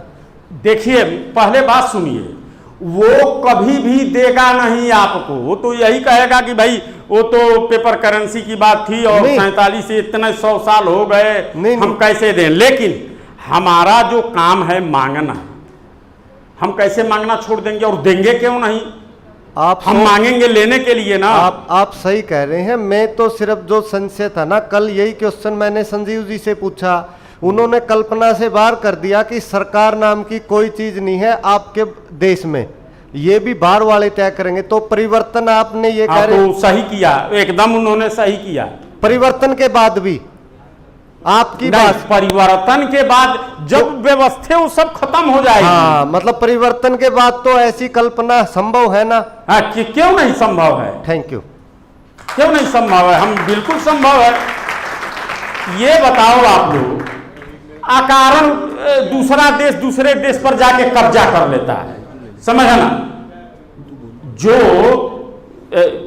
बेदिमागी लोग हैं जो सत्ता के शीर्ष पर, वो सब क्या करते हैं? जैसे मान लो चाइना ने, सुनने में आता है कि भारत का हड़प लिया, चाहे भारत ने उसका जबरन हड़प लिया, तो भाई ये तो जोर जबरदस्ती हुई ना। हमारे पास तो उसके सारे सबूत हैं। अगर हम मांग रहे हैं तो ये बहुत बड़े हम गुनाहगार हो गए। भाई तो हमारा फर्ज है, हमारे देश से लेके गया है, हमको मांगेंगे और बिल्कुल मांगेंगे, हम छोड़ेंगे क्यों? वर्मा जी एक बात तो स्पष्ट हो गई। हाँ। चलो कि जैसे आपने घड़ी का उदाहरण दिया है, हाँ, हाँ। बहुत अच्छा उदाहरण है। तो जो रुपया सबसे पहले आपने बताया कि शेरशाह सूरी ने बनाया है, हाँ। तो हम क्या ये मानने के जो माप बनाया वो शेरशाह सूरी ने बनाया? नहीं, माप पहले सुनिए, जो स्टैंडर्ड लिया ना शेरशाह सूरी ने, हाँ। नाम तो दिया रुपया शेरशाह सूरी ने, हाँ। लेकिन जो स्टैंडर्ड है 1 तोला हाँ शुद्ध चांदी, हाँ, ये स्टैंडर्ड कोई आज का नहीं था, वो हजारों साल पहले से चला आ रहा था। अच्छा, वो चलता आ रहा था। हाँ, तो स्टैंडर्ड वही लिया, मतलब स्टैंडर्ड में कोई परिवर्तन नहीं किया, बनाया पहली सिर्फ 1 तोला जो चांदी था, अच्छा, रुपया नाम दिया, शुद्ध था, वही लिया और उस पर नाम अपना करवा दिया। देखिए नाम किसका शासक कब कब रहा है उसकी पहचान मुद्रा द्वारा ही आज भी होती है। इसीलिए इस मुद्रा को भारत की संप्रभुता माना जाता है। ये कैसे माना जाएगा कि इनकी मुद्रा है? अच्छा, मैं सिक्का तो चलता आ रहा था, रुपया नाम उसने दिया। हाँ, रुपया उसने नाम दिया। जब ईस्ट इंडिया कंपनी आई तो उसने ईस्ट इंडिया कंपनी रुपया नाम दिया। आप देखिएगा, मैं सिक्का आपको दिखाऊंगा, ईस्ट इंडिया कंपनी रुपया उस पे लिखा रहता है। तो और सुन लीजिए, 1862 में जब ब्रिटिश गवर्नमेंट आई तो उसने लिखा गवर्नमेंट रुपया। आज भी रुपये पर उठा के देखिए क्या लिखा है, गवर्नमेंट रुपीस, गवर्नमेंट रुपया लिखा है। किसी भी नोट पे, सिक्के पे देखिए गवर्नमेंट रुपया। ये गवर्नमेंट रुपया चल रहा है 1862 से। ब्रिटिश इंडिया गवर्नमेंट जो आई तो ईस्ट इंडिया कंपनी रुपये का सिर्फ नाम बदला और सारे उसके स्टैंडर्ड, वजन सब कुछ ले लिया। 1800 है एक्ट में लिखा हुआ है, और वो वही सिर्फ नाम बदल दिया, नाम कर दिया गवर्नमेंट रुपीस, और तब से वो आज भी चलता है। इसमें जो आपने एक उदाहरण दिया कि 1970 में 200 रुपये क्विंटल गेहूं थी, हाँ, तो हम ये भी मान के चलें कि वो 200 रुपये भी, वो भी जाली थे, वो भी मतलब असली तो वो भी नहीं दे रहे थे उस टाइम पे भी। जो चल रहा था देखिए, हाँ, एक ही बार ये सोने को पीतल नहीं बना दिए, धीरे धीरे धीरे धीरे उसका अवमूल्यन किया गया। कब कितना परसेंट किया गया, ये सब हमने आरटीआई के माध्यम से उनसे मांगा है, लिखित में है हमारे पास, सब कुछ है।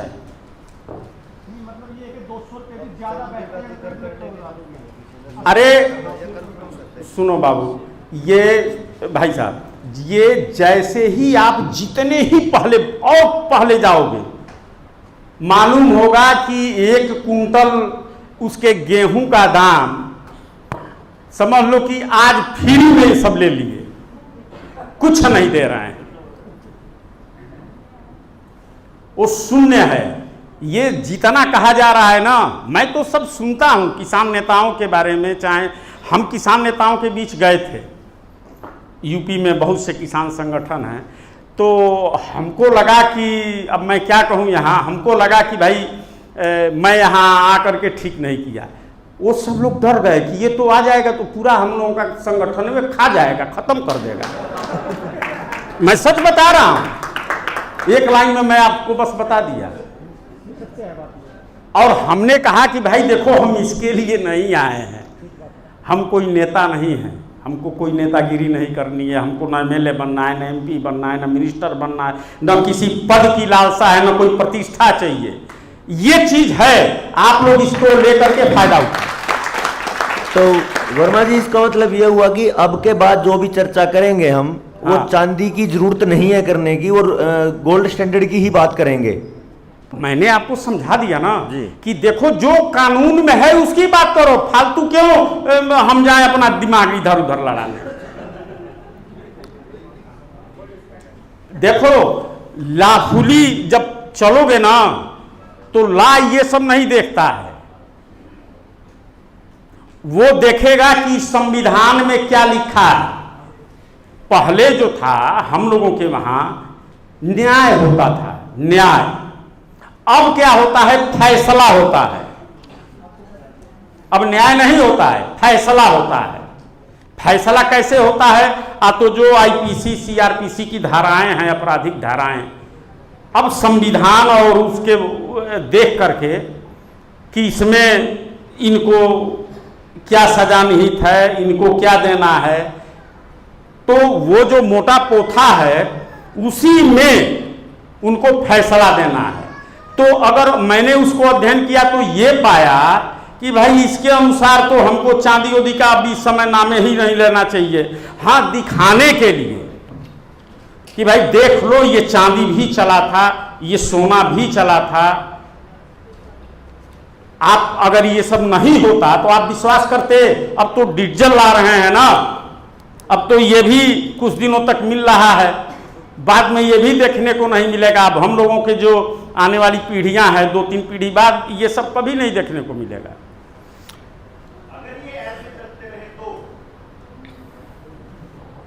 इसीलिए तो बल्हारा जी की जरूरत पड़ गई।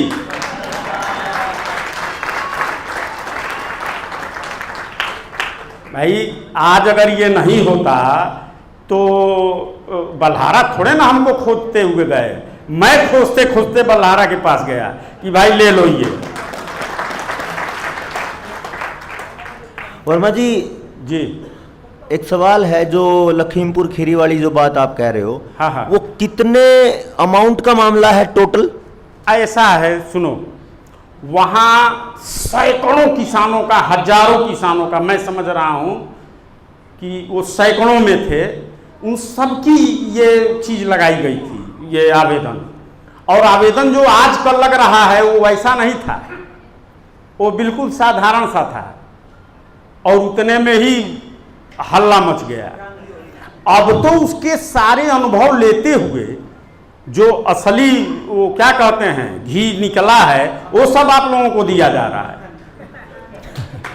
आप घी मक्खन खा रहे हो बैठे बैठे। ये जो सवाल है अगला सवाल सिद्धांत से थोड़ा अलग है। हाँ, वो ये है कि आप सब कागजी कार्रवाई और कोर्ट के नियमों के अनुसार, सिद्धांतों के अनुसार गए हो, तो आपको जेल हुई इसके बारे में जानने की इच्छा कई साथियों के मैसेज हैं, कई साथियों के सवाल हैं। ऐसा है, देखिए, जेल में हम लोग अगर बंद थे तो जेल में भी जेलर बेचारा हम लोगों से बड़ा परेशान रहता था। हमारे साथ लगभग 6-7 लोग बंद थे, लगभग 22 दिन 21 दिन रहे। तो हम लोगों को अलग लेकर के किनारे 1 दिन 2 दिन देखा, और उसके बाद से अलग किनारे लेकर के कर दिया गया कि भाई आप लोग नेताजी उधर जा कर के रहिए, आराम से आप लोग पड़े रहिए, क्योंकि हम लोग वहाँ गलत नहीं होने देते थे। और जेल में जो हम लोगों ने आँख से देखा तो लगा कि यहाँ की हालत ठीक नहीं है। तो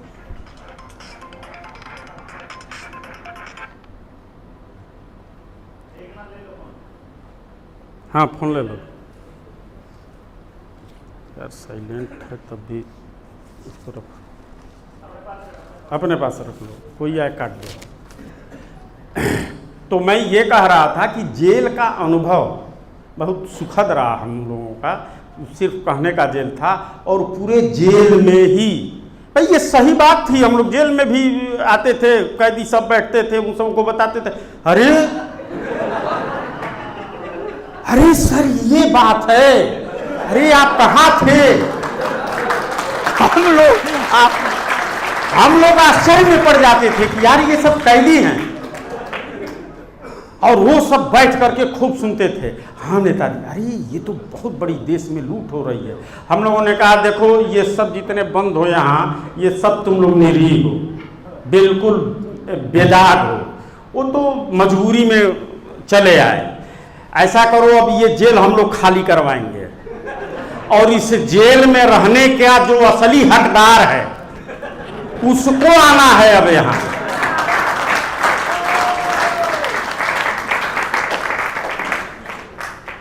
ये सही बात है, वहाँ जेलर भी बहुत परेशान थे।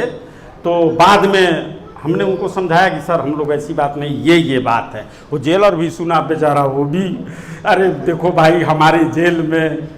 तो अब उसके बाद से सब फ्री कर दिया गया कि आप लोगों को जैसे इच्छा हो वैसे रहिए, लेकिन ये सब काम उचित नहीं है। हमने कहा सर हम लोग कुछ नहीं करते हैं, तो हम लोगों को अब अलग अलग बैरकों में भेज दिया। हमने कहा लो विनाश काले विपरीत बुद्धि, पहले हम लोग एक जगह थे, 2-4 आते थे, अब प्रभु को और कुछ मंजूर है तो उसने हर बैरक में भेज दिया। हम लोगों ने कहा बहुत बढ़िया, अब जो बाकी था वो भी पूरा होगा।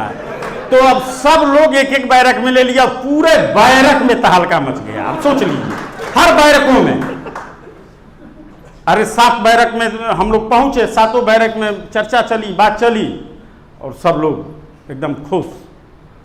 आज सब वहाँ पट गया। जिस दिन हम लोग निकले वो बेचारे सब स्टाफ वाले, जाइए आप फिर मत आइएगा, दोबारा मत। चलिए वर्मा जी आप बैठ सकते हैं, अपना ही घर समझिए। हाँ चलिए। और पानी दे दीजिए वर्मा जी को, काफ़ी समय हो गया होगा। क्वेश्चन आगे पूछते हैं हम। 2011 में जो एक्ट में बदलाव किया गया था, हाँ, उसमें क्या क्या बदलाव किए गए थे ये जानना चाह रहे हैं साथी। और आपने पेपर्स के बारे में पूछा है, उसकी आपको ज़्यादा चिंता करने की ज़रूरत नहीं है, वो जब समय होगा तब आपको मिल जाएगा, उसका जवाब मैं ही दे देता हूँ। बाकी जो एक्ट में क्या बदलाव किए वो बताइए। मैं 1 मिनट बता दूं एक चीज़। देखिए पेपर्स के साथ दुरुपयोग की वजह से वो किसी को नहीं दिया जाता है। हाँ, कुछ पेपर्स दिए जाते हैं, जैसे जो लगाना होता है दस्तावेजों में वो तो हम लोग दे देते हैं, लेकिन कुछ पेपर्स ऐसे हैं कि वो आपके काम लायक नहीं हैं, वो सिर्फ कोर्ट के काम लायक है, वो बड़े बड़े जब डिस्कशन होंगे उसके काम लायक है। आप क्या समझोगे और आपकी इसकी क्या जरूरत है? आपको तो यह प्रत्यक्ष प्रमाण जो देखने सुनने को मिल रहा है यही बहुत है। हाँ सर, क्या आपने 2011 एक्ट की बात आई? देखिए, इसमें मोटा मोटी मैं बता दूं, किसी भी गवर्नमेंट को, बहुत ध्यान से सुनिएगा, ये आपको जरूरत पड़ेगा, और 2 लाइन की बस बात है, किसी भी गवर्नमेंट को संसद को कानून बनाने का अधिकार है, इससे इनकार नहीं किया जा सकता। और गवर्नमेंट कोई भी कानून ला सकती है, बना सकती है, मैं ये भी मानता हूं, लेकिन एक गवर्नमेंट नहीं, पूरी दुनिया की गवर्नमेंट अगर मिलकर के चाह दे कि सिद्धांत को बदल दिया जाए तो यह कभी भी नहीं हो सकता है। जैसे सूर्य पूरब से उदय होता है, पश्चिम में डूबता है, संसद में यह पास करवा दिया जाए कि साहब पश्चिम से उदय होता है और पूरब में डूबता है, तो क्या हो जाएगा? अब सूर्य पश्चिम से उदय होगा, पूरब में डूबेगा। सूर्य पृथ्वी की सूर्य की परिक्रमा पृथ्वी 365 सही 1/5 दिन में करती है, 1/4 दिन में। हम आपसे पूछना चाहते हैं, अगर संसद में यह पास कर दिया जाए कि साहब 200 दिन में पूरा करती है, तो क्या अब 200 दिन में पूरा करने लगेगी? तो मेरे कहने का मतलब कि स्टैंडर्ड स्थिरांक होता है, वो कभी घटता बढ़ता नहीं है। और जब रुपए का एक्ट बना है तो बिना मानक का कोई एक्ट हो ही नहीं सकता। जैसे हम मानव हैं, कोई पूछे कि अच्छा एक बात बताइए आपका स्टैंडर्ड क्या है, पूछ सकता है कोई कि भाई आपका स्टैंडर्ड क्या है, तो हमारा स्टैंडर्ड प्राण है। प्राण जब तक है तब तक हमारा अस्तित्व है, अभी प्राण निकल जाए तो इस बॉडी में कुछ कमी नहीं होती है, एक एक रोआ गिन लो सब उतना ही रहेगा, लेकिन वह प्राणवायु जब निकल जाती है तो लोग कहते हैं मट्टी हो गया, जल्दी घर से बाहर करो।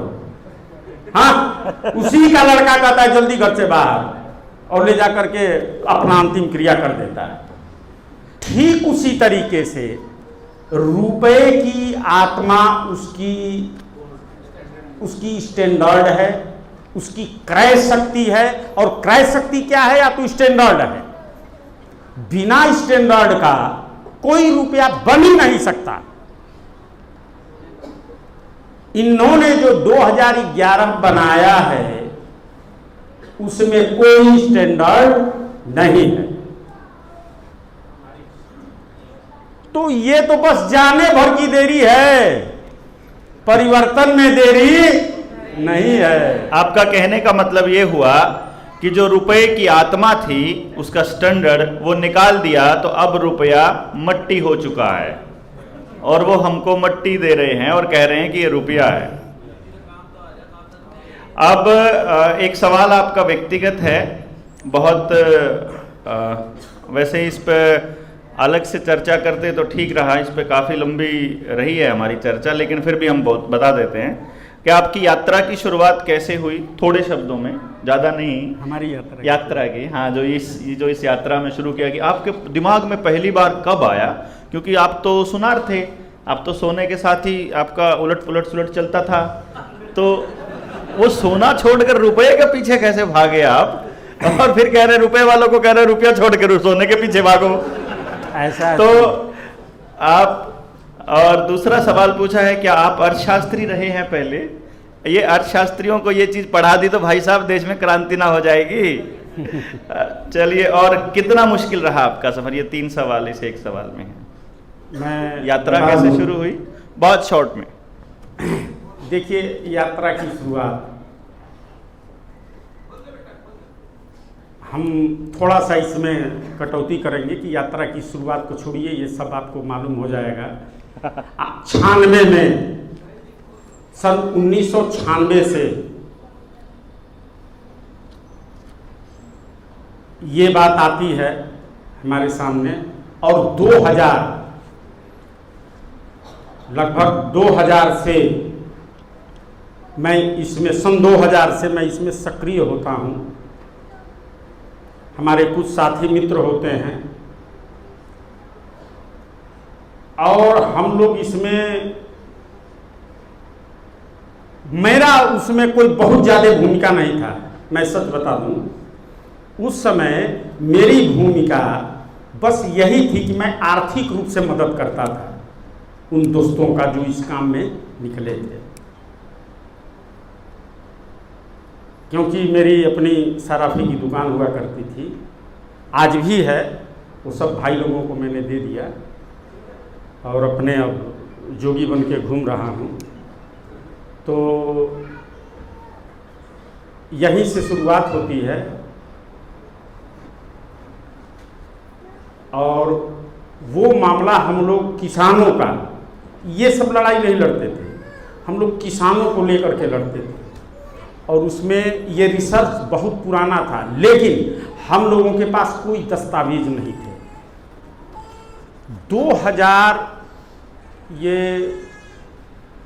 2006-07 की घटना है। हम लोग सुप्रीम कोर्ट लेकर के पहुंच गए और उस समय ऐसा काम किए थे कि भारत सरकार के ऊपर FIR दर्ज किया गया और उसमें थाने से लेकर के, देखो उस समय हम इसीलिए कहते हैं कि हम लोग बहुत कुछ ऐसा काम कर दिए हैं जो आप लोग अभी 100 बार सोचोगे, और हम लोग उसको कर चुके हैं। वो FIR पहुंच जाती है, वो थानेदार देखते ही कहता है यार ये सब क्या लाए हो, हम ही थे क्या। हमने कहा भाई ये हम किसी हिंदुस्तान के किसी भी थाने में किसी के खिलाफ भी FIR कर सकते हैं, तो आप ले लीजिए। और ये हुआ था सीधी मध्य प्रदेश में। एक मित्र थे, उन्होंने कहा नहीं मैं अपने यहाँ कराऊंगा। हमने कहा ठीक है आप ही कराइए। सभी मित्रों की ये हुई कि ठीक है आप कराइए। वहीं से हुआ और वहाँ से अब वो कहा कि देखिए जब तक हमारे ऊपर के अधिकारी SP इस पर आदेश नहीं करेंगे तब तक हम नहीं मानेंगे। वहाँ हम लोग गए, SP अवाक रह गया, कहा कि आप लोग आदमी हैं कैसे, आप लोग अपना पहले ये दीजिए, आप लोग कहाँ कहाँ के हैं। तो कोई UP का निकला, कोई MP का निकला, कोई कहीं का निकला। अब उसने हम लोगों पर जांच लिख दिया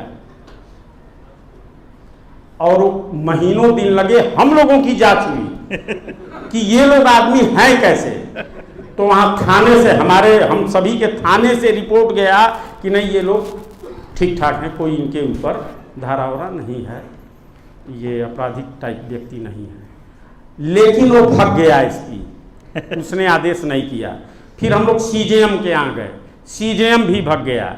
फिर हम लोग हाई कोर्ट गए, हाई कोर्ट में हमारे ऊपर 200 रुपये का जुर्माना होता है। हम लोग उस 200 रुपये को भरते हैं, फिर उसी हाई कोर्ट में चैलेंज किया जाता है। फिर वहाँ से वो आर्डर करता है जज कि ये 200 रुपया हमको वापस कर देता है जो दंड लगाता है। हाँ सुन लीजिए, उस दंड को वापस कर देता है और फिर वो आर्डर नहीं करता है कि हमारा FIR लिया जाए। जबकि हम लोग वहां इसलिए पहुंचे थे कि भाई कोई भी हमारा FIR हो, आप कोई आवेदन दे किसी अधिकारी को तो उसकी हैसियत है, कह देगा मैं नहीं लूंगा, फिर उसको वो उस कुर्सी पे नहीं रह सकता है। भाई तुम ले लो, मत इस पर कोई कार्रवाई करना, उठा के फेंक देना, कम से कम ले लो तो ये तुम्हारा दायित्व तो बनता है। लेकिन हमारा वो लेकर के थाने में जस का तस वैसे ही पड़ा था और हम लोग इधर हाई कोर्ट तक पहुंच गए और हाई कोर्ट के जज भी सुनने के बाद, क्योंकि वो हो जाता तो उनकी सरकार गिर जाती। अब देखिए वो पहुंचा supreme court, justice AK Mathur और लोकेश्वर सिंह पंता, जो मैं आप लोगों को बताता हूं। उनके खंडपीठ में, वही वो केस था। और अंत में जैसे ही शुरू हुआ तो उन्होंने कहा कि आप लोग जो कह रहे हैं बिल्कुल सही है, मैंने आपका FIR आपकी पिटीशन देखी है, बिल्कुल सही है, बट SLP इज डिसमिस्ड। अब हम लोगों को भाई हमारा जो मित्र था उसको आ गया गुस्सा, आप जाट हैं, वो आप ही। अच्छा, इस पे जब उन्होंने कहा कि द SLP इज डिसमिस्ड, तो अंतिम अस्त्र हम लोगों के पास था, वही निकाला गया, यही सिक्का, और उनके सामने रख दिया गया कि श्रीमान इसमें कौन सा असली रुपया है और कौन नकली रुपया है, जरा हमको दे दीजिए, कौन वैध है और कौन अवैध है, ये आप हमको दे दीजिए। और वो लोग एकदम चुप हो गए, और उसके बाद जो हुआ मैं यहाँ मंच से नहीं बता पाऊंगा। बस समझ जाइए आप। वह एक सुप्रीम कोर्ट की गरिमा है।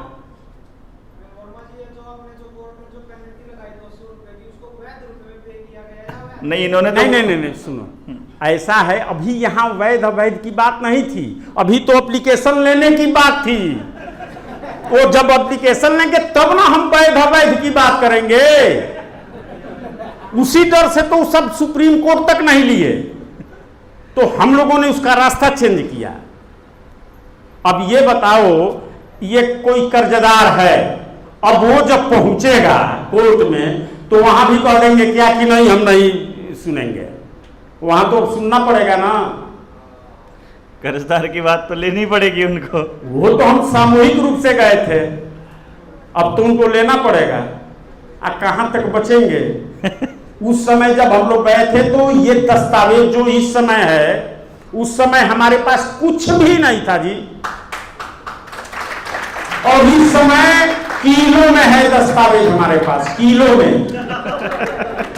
1, 2 और 5, 10 की मैं बात नहीं कर रहा हूं, अगर उसकी फोटोकॉपी करवा दिया जाए तो इतना होगा दस्तावेजों की। और सब हमारा नहीं, सब रिसर्चरों का अपना अपना रिसर्च है, और जो ITI है उसका अलग है, और राष्ट्रीय अभिलेखागार और वहां से निकाला गया अलग है। पूछिए, एक जगह तो इनको मैं लेके गया था RBI के अभिलेखागार में, और हनुमान जी जैसे इन्होंने पूरा वहां से उठा लाया, कहा नहीं सब चलेगा। हमने कहा चलो तो ठीक है, आ गया है, सब आ गया है। तो कहने का मतलब ये कि हम कागज के मामले में पूर्णतः तैयार हैं, आप लोग उसके लिए निश्चिंत रहें। बस एक कमी है जो मैंने बलहारा जी से बताया है, कहीं बाहर एक रिसर्च, मेरी इच्छा है, हालांकि हो या ना हो वो कोई बहुत बड़ी चीज़ नहीं है, लेकिन अगर हो जाती तो और बढ़िया होता। हो जाएगा, हो जाएगा, आप चिंता मत कीजिए। इतने लोग जुड़ रहे हैं, सब होगा। जहाँ नेताजी ने सिंगापुर में कुछ काम किया था, वो लेकर के आना है, उस पर भी काम चल रहा है। आप वो जो संजीवनी बूटी लेने गए थे ये, और फिर हम साथ में थे तो हम पूरा पहाड़ ही उठा लेते थे। ये उसकी बात बता रहे हैं। वो डायरेक्टर को भी ये लगा कि इनको जल्दी से यहाँ से निकाल। डायरेक्टर, एक बात जान लीजिए कि वहाँ डायरेक्टर बहुत प्रभावित था, और मुझे नहीं लगा कि ये सारे मिल जाएंगे। और जब इन्होंने हमसे कहा कि अरे आप सबकी बात करो, कह दो नहीं पूरी ये दे दे, तो हमने कहा वो देते नहीं है सर। अब तो कहने में क्या जाता है, आप कह के तो देखिए। क्योंकि वो बहुत सम्मान किए हमारा, वो जो डायरेक्टर हैं बहुत मानते हैं, बहुत अच्छे आदमी हैं, व्यवहार कुशल हैं। तो मैंने उनसे कहा कि सर ऐसी ऐसी बात है, आप सब दे दीजिए। हाँ हाँ वर्मा जी ले लीजिए, सब आप ले लीजिए।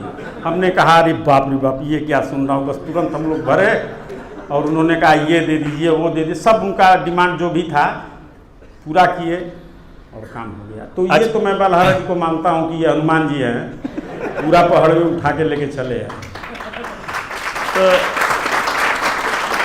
अच्छा, भूख तो नहीं लगी होगी ना? व्रत रख लें फिर आज, और जो गाना खाना बन गया उसको ठंडा कैसे? नहीं खाना अभी ऐसा करते हैं, व्रत करेंगे कल, है ना? वो एकादशी का था कल, बीते हुए कल, तब रखना था अपने को, लेकिन कल रखेंगे अपना व्रत। आपने अनुमति दे दी है।